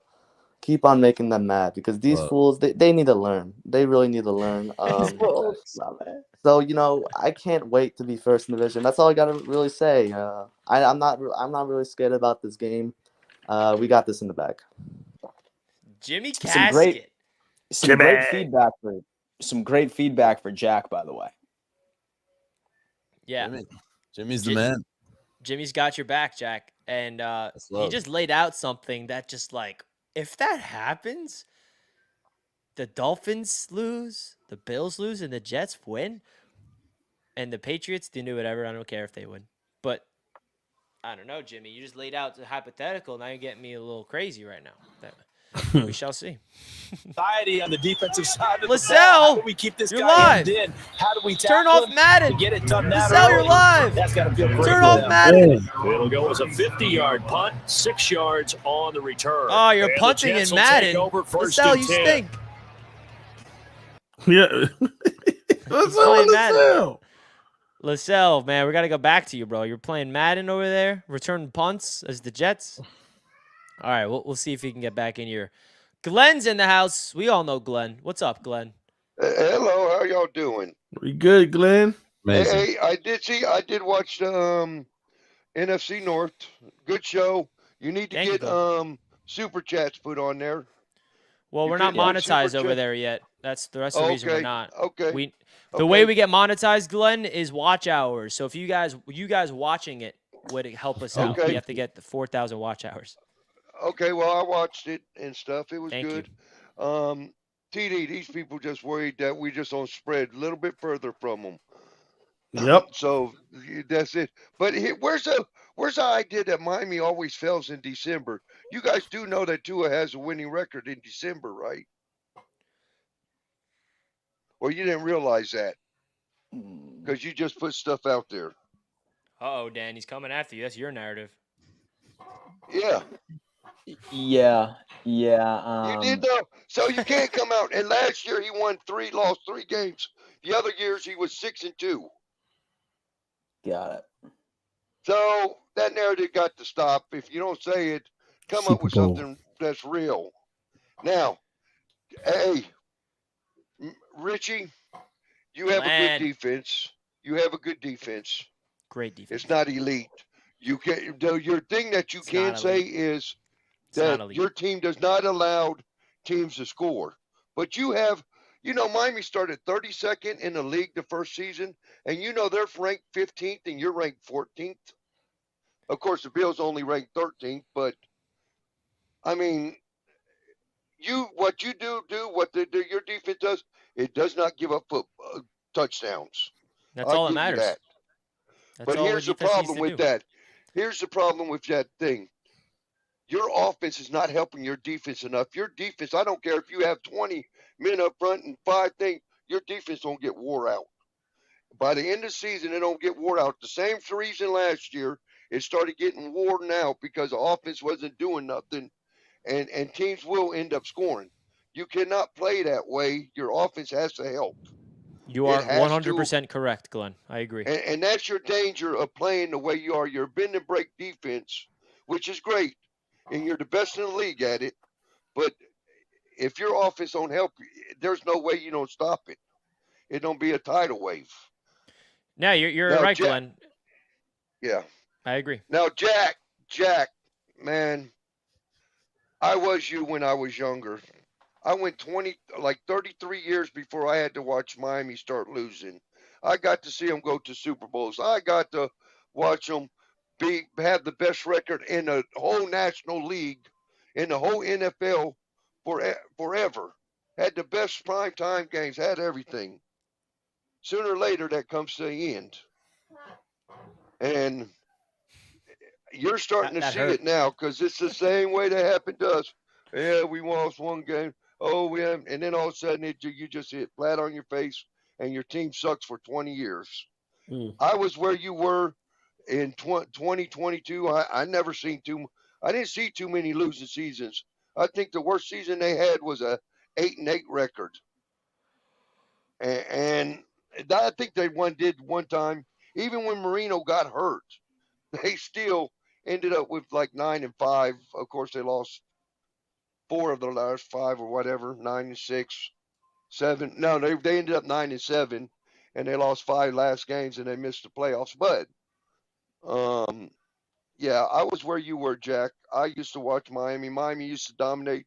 New England was the garbage team of the league.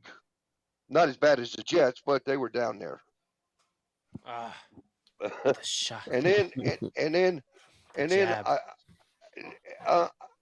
then soon, I'm telling you, you lost your quarterback, and then all of a sudden, it goes down, and it goes down, and it gets worse, and it gets worse.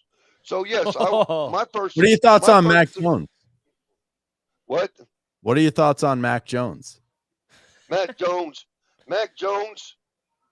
needs a better system. He needs better receivers. They don't do nothing for him. Could he do something? I don't know, but they ain't helping him at all. Now, Dan, here's a secret to you. Now, here's a secret. Bills is the same team they were last year. Mm-hmm. They ain't any better. You can't run the ball. You're doing the same thing you're doing last year. You don't learn. And so we got playoff Lenny now, bro. Playoff what? Learn.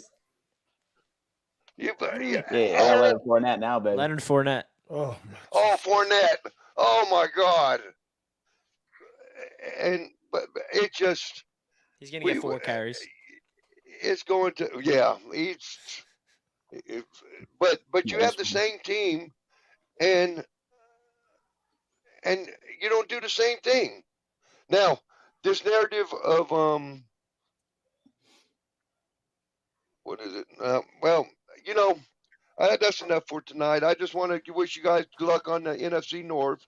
I did watch it. I did give a thumbs up and stuff for it. Nice. And you're the man, Glenn. I hope it grows and stuff. And you guys have a good night. And get to the other ones. Thanks, Glenn. Thank you, Glenn. Thanks, OG Glenn. right there. He's the man. He's like making sure he hits the like button. He's making sure he's watching the NFC North. I mean, Glenn might be up there as like the most loyal supporter. OG. I agree. I mean, the man, He is the You know man. what Glenn did, Jack? When we hit 10,000 subscribers, he wanted to give away AFC East Roundtable merch items for 5 lucky winners, and he paid for it all at the kindness of his heart. So shout out to Glenn, man. OG. Shout out, Glenn. Shout out Glenn. All right. Izzy's in the house. What's good, Izzy? What up, baby? Built in So, Buffalo. He's back. Please Built-in Buffalo, let's educate go, that baby. guy.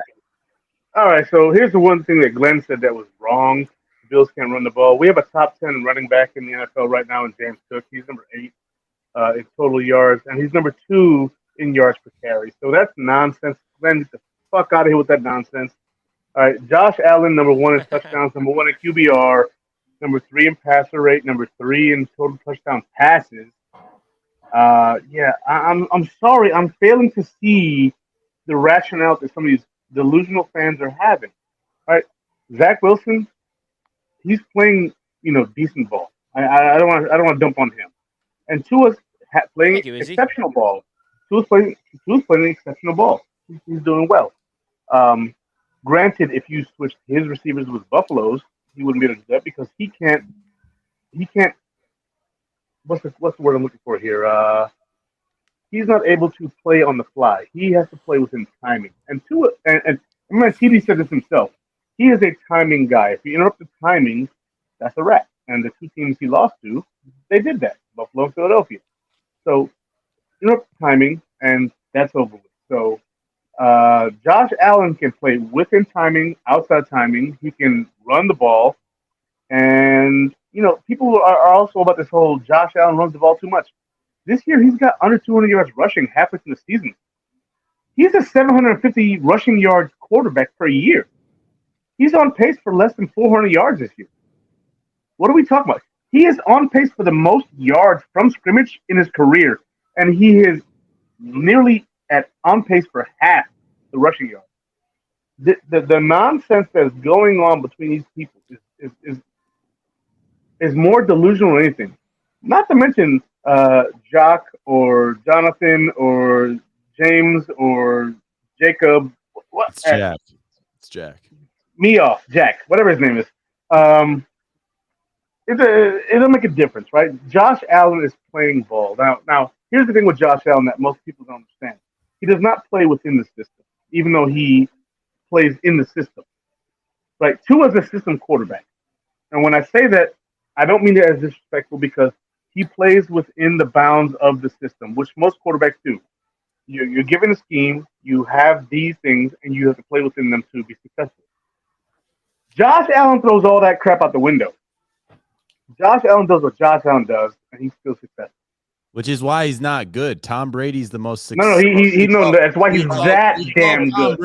We called Tom Brady what? A system quarterback. No. Josh, the difference between a system quarterback and Brady. Brady was the system, and some QBs play within the system. There's a big difference. I'm going to give Brady his credit right here, right now. When Brady left New England and went to Tampa, he took the system with him. He is the system. Love that. There's a big difference between playing within the system and being the system. And Brady is the system. Wherever he goes, the system goes. If you don't play within that, guess who learned that? His head coach in Tampa. He learned that real quick. You're going to play my system or this isn't going to work. And then he made it work because, well, shit, Tom's right. Just like Belichick learned, well, shit, Tom's right. Because Brady is the system. There's a difference. I'm going to give Brady his flowers right now. Look, I got flowers somewhere. But Tom, here they go. Your flowers. You are the system. Wherever he goes, the system goes. It's him. It's not whoever's the coordinator. It's not the head coach. It's Brady. He is the freaking lotus flower. He is the butterfly. He is the exception to the rule. He is not someone who exists within the rules and parameters. He does not take the $45 million a year. He takes $25 million a year with Tyrod Taylor gets paid maximum dollars for his contract. There is a difference between Tom Brady and everybody else. It's not close. So I don't want to use Tom Brady as an example because he is an outlier. He is the exception to the rule. Josh Allen is becoming that because Josh Allen does not play within the system. He takes the system and says, that's not working for me. I'm doing it. And then he does it. Izzy, we got a mic issue on your end, so we're gonna have to let you go. But we appreciate the passion. Everyone in the chat saying mic check. So you bring me back on as a guest for the show, and I'll be on my computer and not on the phone. But yeah, there's a lot to talk about. There's a lot of weird points that have been brought up today, and I'm not happy. So. Izzy's freaking like letting all the people who are saying nonsense in his eyes have it. It's I good. can barely understand him, man. After a while. Yeah, his mic started to. I had to let him go because I had no idea what he was saying anymore. But we appreciate Izzy though, 100% for his passion. Speaking of passion and fire, you guys ready for this? Jack, are you ready? Oh no, you're not ready for this one. Go ahead. You didn't answer, Jack. I'm born ready. All right. Welcome the king of all kings. King Lowski's in the house. Lowski, don't get my blood pressure up today, bro. AFC East Roundtable, gentlemen, how are we doing this evening? Fantastic, King Lowski. How we doing? What's up, man? Good. Now that we got the pleasantries out the way, let's get to business. Hey, TD, let me tell your little obnoxious self something. We gonna put foots in you, and I'm telling you something. Kansas City gonna dog walk y'all. Okay? You done lost your mind.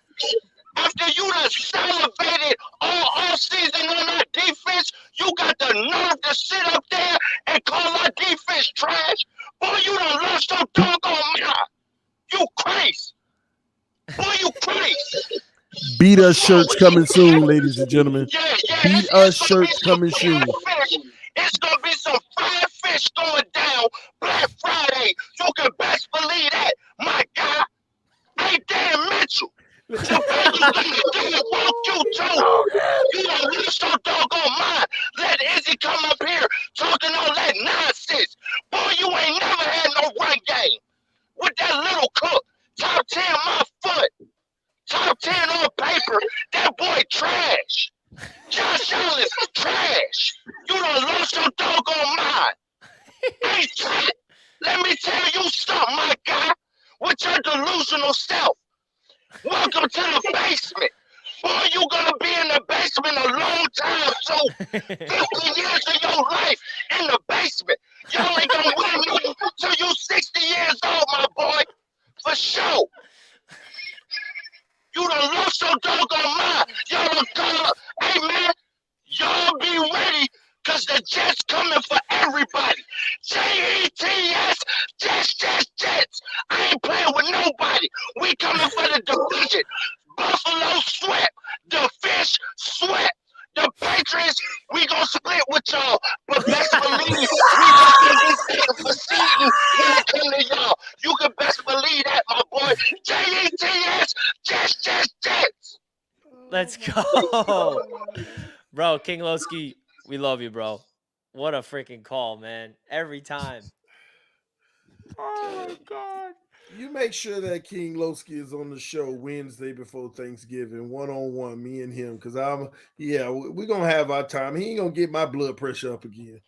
Dude, last week, when you got to his level, that was probably top 3 moments of the AFC's roundtable for me, at least. Because I've never seen you like that before in my life, TD. Oh all that yapping. Dude. I got to see a clip of that. I got to rewatch that. Chat, do you guys remember last week when King Lowski came in? All that yapping. That's all right. Lost it, bro. He couldn't take it anymore. And so you couldn't understand a word for 3 minutes. It was just screaming. It was crazy, bro. He was like, he almost put me in the hospital. I ain't mess with King Lowski, man.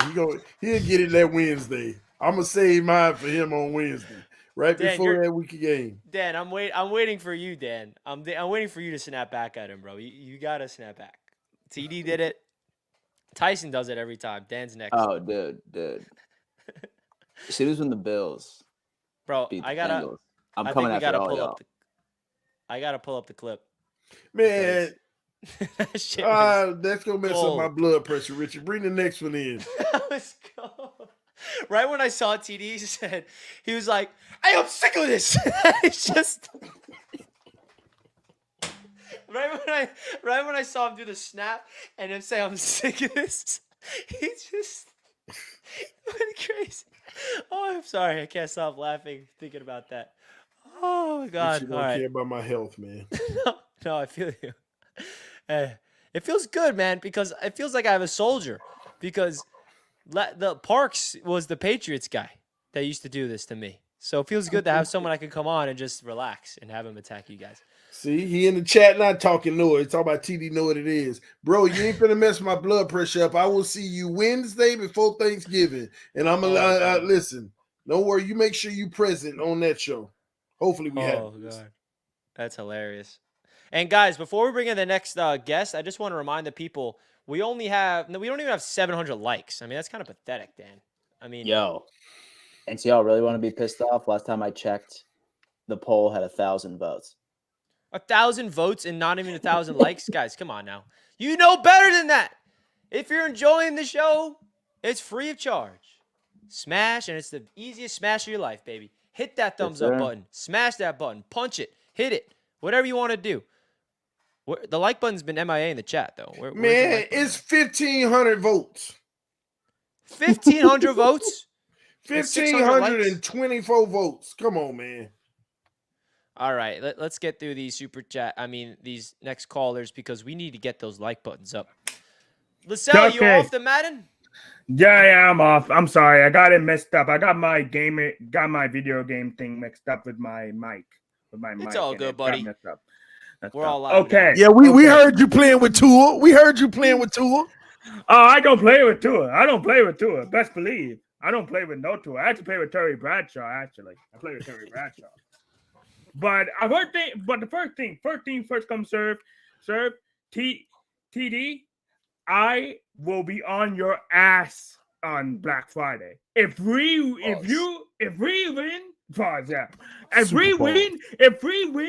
you're not gonna want to see me. I'll be all over you. You won't. The cell's coming for you, TD. You won't win. You better. That's the thing. You better.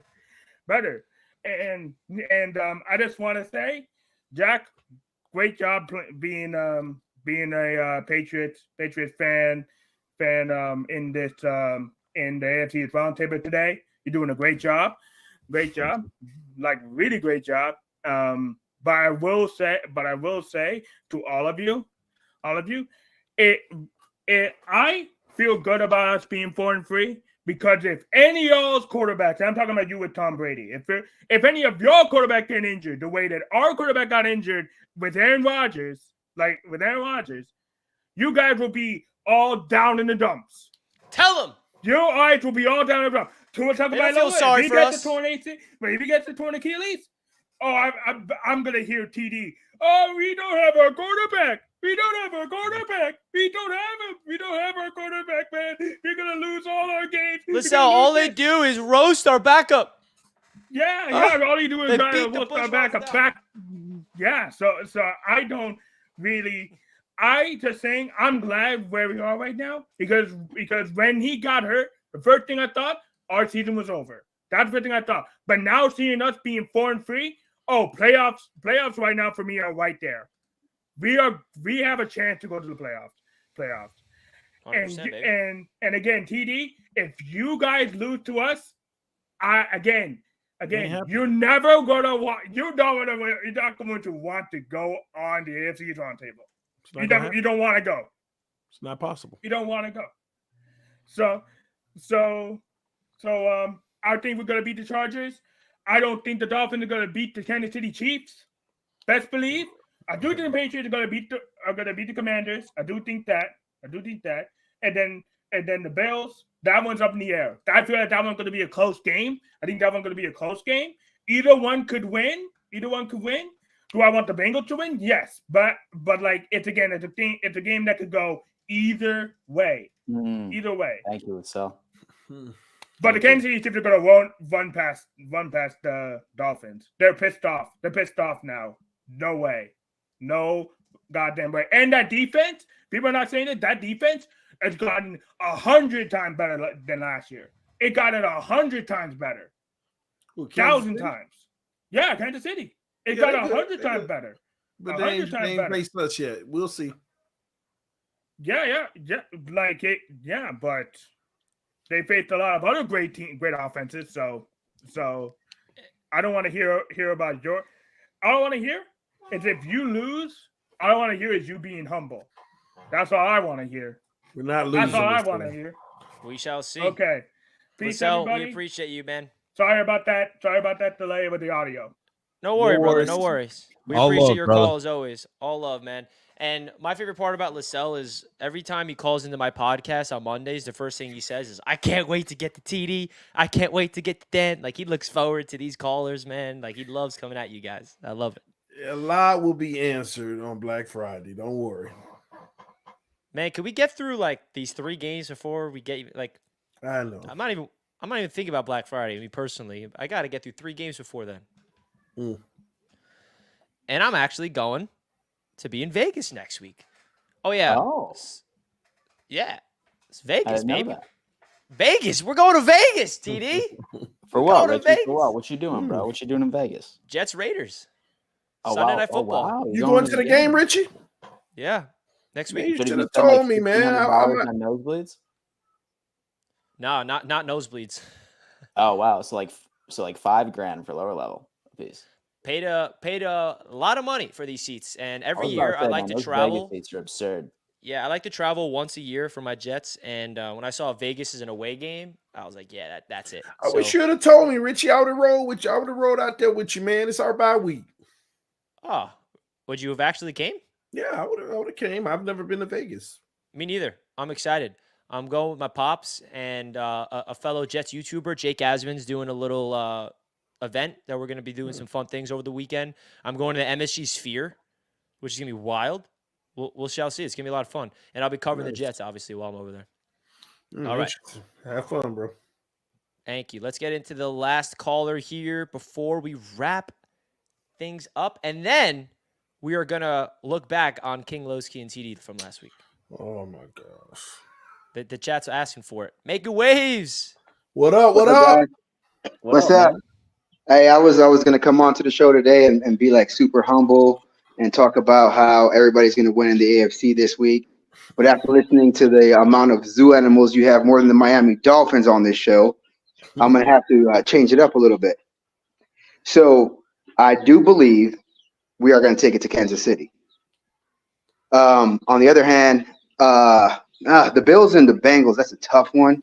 I don't know what to predict for that one. I mean, last week I came on and I told you the Jets were going to win. I told you the Bills were going to win, and I said it was going to be a fight for the Patriots game with the Dolphins. But it was actually I was surprised. I was honestly surprised. I didn't expect it to happen. But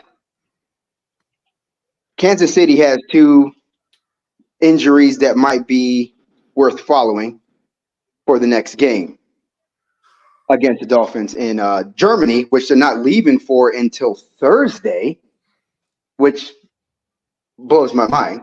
But I do not think that I just don't think the Bengals are going to beat the Bills. I just don't, because the Bengals they've been going at it for too long. I think it's the Bills' turn. The Jets, I mean, I don't know.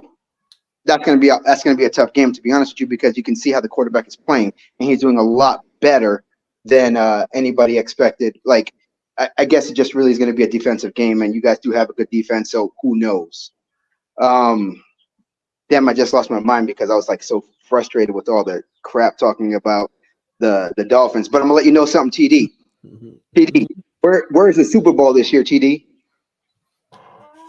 What's that? Where is the Super Bowl this year? Is it up north, isn't it? Vegas. No, I think it's in Las Vegas. It's in Vegas. Oh, it's in Vegas. So TD, I think didn't they pass? Oh, this would be my first time Making going waves. to Vegas. Don't you realize why I'm going to Vegas? No, making waves. there's That's why I'm going to Vegas. I'm scouting out for when I can return Oh, in February. Get out of here, Ricky. I'm scouting it out. Nah, Aaron you Rodgers get, returning all right. from the I'll be fair. darkness. All right, I'll stop. I'll be fair. Richie, Was that the Richie. draft that got canceled in Vegas? I don't know. I'm not sure about that. Yeah, it was. Okay. But I will say one thing. I think Richie, you should absolutely come and scout it out for TD. That's a great idea. We can get good seats. Tell them where all the spots are. And I'm gonna let you know something, TD. If it does come to Vegas, I live in Arizona now. I'm gonna be there. We can go together. Hey, listen, I didn't know it was I didn't realize it was in Vegas this year because I said, I probably won't go to the Super Bowl. I'd rather stream it with the peoples. But if it's in Vegas, bro, man, I need to go ahead and book my flights now. Yeah, that's what I'm telling you. That's what I was letting you know. I was trying to give you a heads up and everything. I didn't realize that. I need to go ahead. Don't waste your trip for a Jets game. Waste it for when we go to the Super Bowl. Yeah, man. Let me. Hey, what's with the Jets? You know that all these Dolphins fans have to say the Jets with that little tone. I mean, what is it? Well, hey, Richie, brother, man, I used to love the Jets growing up. I had to. It was forced on me by my dad. Yeah. But I mean, if the Jets go, I probably will go too. Hey, we shall see. Close enough. Make it waves. We appreciate the call as always, man. We appreciate you. And what an intro coming on with that cloud too. Oh, that was for Dan. That was for Dan. My boy. I know. Yeah. I got Vape you, Brothers. I got love you. That's it. cloud. Make it waves. Cloud Appreciate you, brothers, brother. All right, you guys have a good night. All right, bro. You too, man. Peace. All right. Things are coming to an end. Let's get into some super chats, and then we're going to wrap things up. All right. Tua never plays in December. What is he, 1-0? That's what I was going to say about that. Tua's not healthy in December. That's why. But I didn't want to be the one to say it. D. Michi, Glenn named 13 defense based on eye test better than the Jets defense. Our defense is top tier easily. Yeah, I don't really look at the numbers when it comes to that. I kind of just look at what's going on the field personally. One more super chat to acknowledge the GOAT, King Lowski. He deserves it. King Lowski, you deserve this money, man. That's for you. TD Lowski last week. TD snaps at 237. Ooh, that's perfect, Shane. We're going to pull that up. Jets fan are talking about beating Miami. They just jumping right over the Bills and Chargers. They could be 3 games back from Miami by then. Yeah, Glenn, that's why I had to ground it. And yes, I've brought up Black Friday. I'm not gonna lie and say I'm not the one talking about Black Friday as well. We all are. We're excited for that game. But I just had a realization, wait, the Jets have 3 more games to get to before then. So that's what I'm gonna focus on now. I know I focused on Black Friday before, not saying I haven't. All right. Now, let's finish off the show with a laugh, everybody. It ain't funny, Richie. What do you mean? It's hilarious. My health, Richie. Lowski tried to take me out. What's wrong with the health? What happened? He tried to take me out. He had my blood pressure up. Can you guys hear it? Nope. Bro, let me ask you. No, I ain't nobody. Man, stop. Ain't nobody studying you. Listen. Did you guys hear it? Listen. I'm going to pause it. Did you guys hear that? Yeah. Okay, just want to make sure. No, I ain't nobody. Man, stop. Ain't nobody studying you. Listen. At the end of the day, y'all was on a bye week and y'all want to be the ones talking that trash. You still in the basement. You stay where you belong. Don't sit here and act like you run nothing. We lost 1 game, but we still run this division. You humble yourself, King Lowski. Understand who the king in this division. You understand who I'm from. With the audacity you had. All y'all Jets fans talking that talk. Y'all just because y'all on the bye. Just because you're on the bye. Y'all ain't getting nothing. The only reason y'all ain't lose this week is because you was on the bye. Ain't nobody studying you. That's enough. We're not going to sit through that audio again. I told him we're going to stomp a hole in their neck. You got the point. Man, King Lowski, never change. TD Finstock, never change. Folks, please get us to 1,000 likes before we wrap things up. That's going to wrap up this episode. It's well over 3 hours. We got to go to sleep.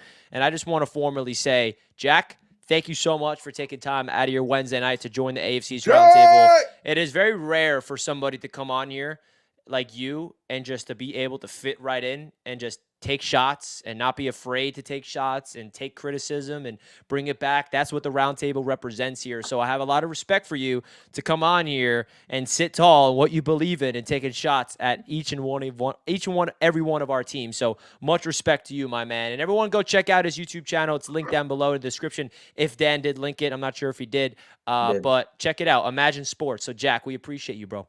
Thank you for having me on, man. It was a true blessing. I'm excited to hopefully have more debates with y'all. And it's always fun to talk to my competitors and to talk to the three other teams that surround the AFC East. It's a beautiful division. It's the best division in football. You know, it has truly every color of the rainbow, and it's a beautiful thing. And I just appreciate y'all for having me on. And until next time. Peace.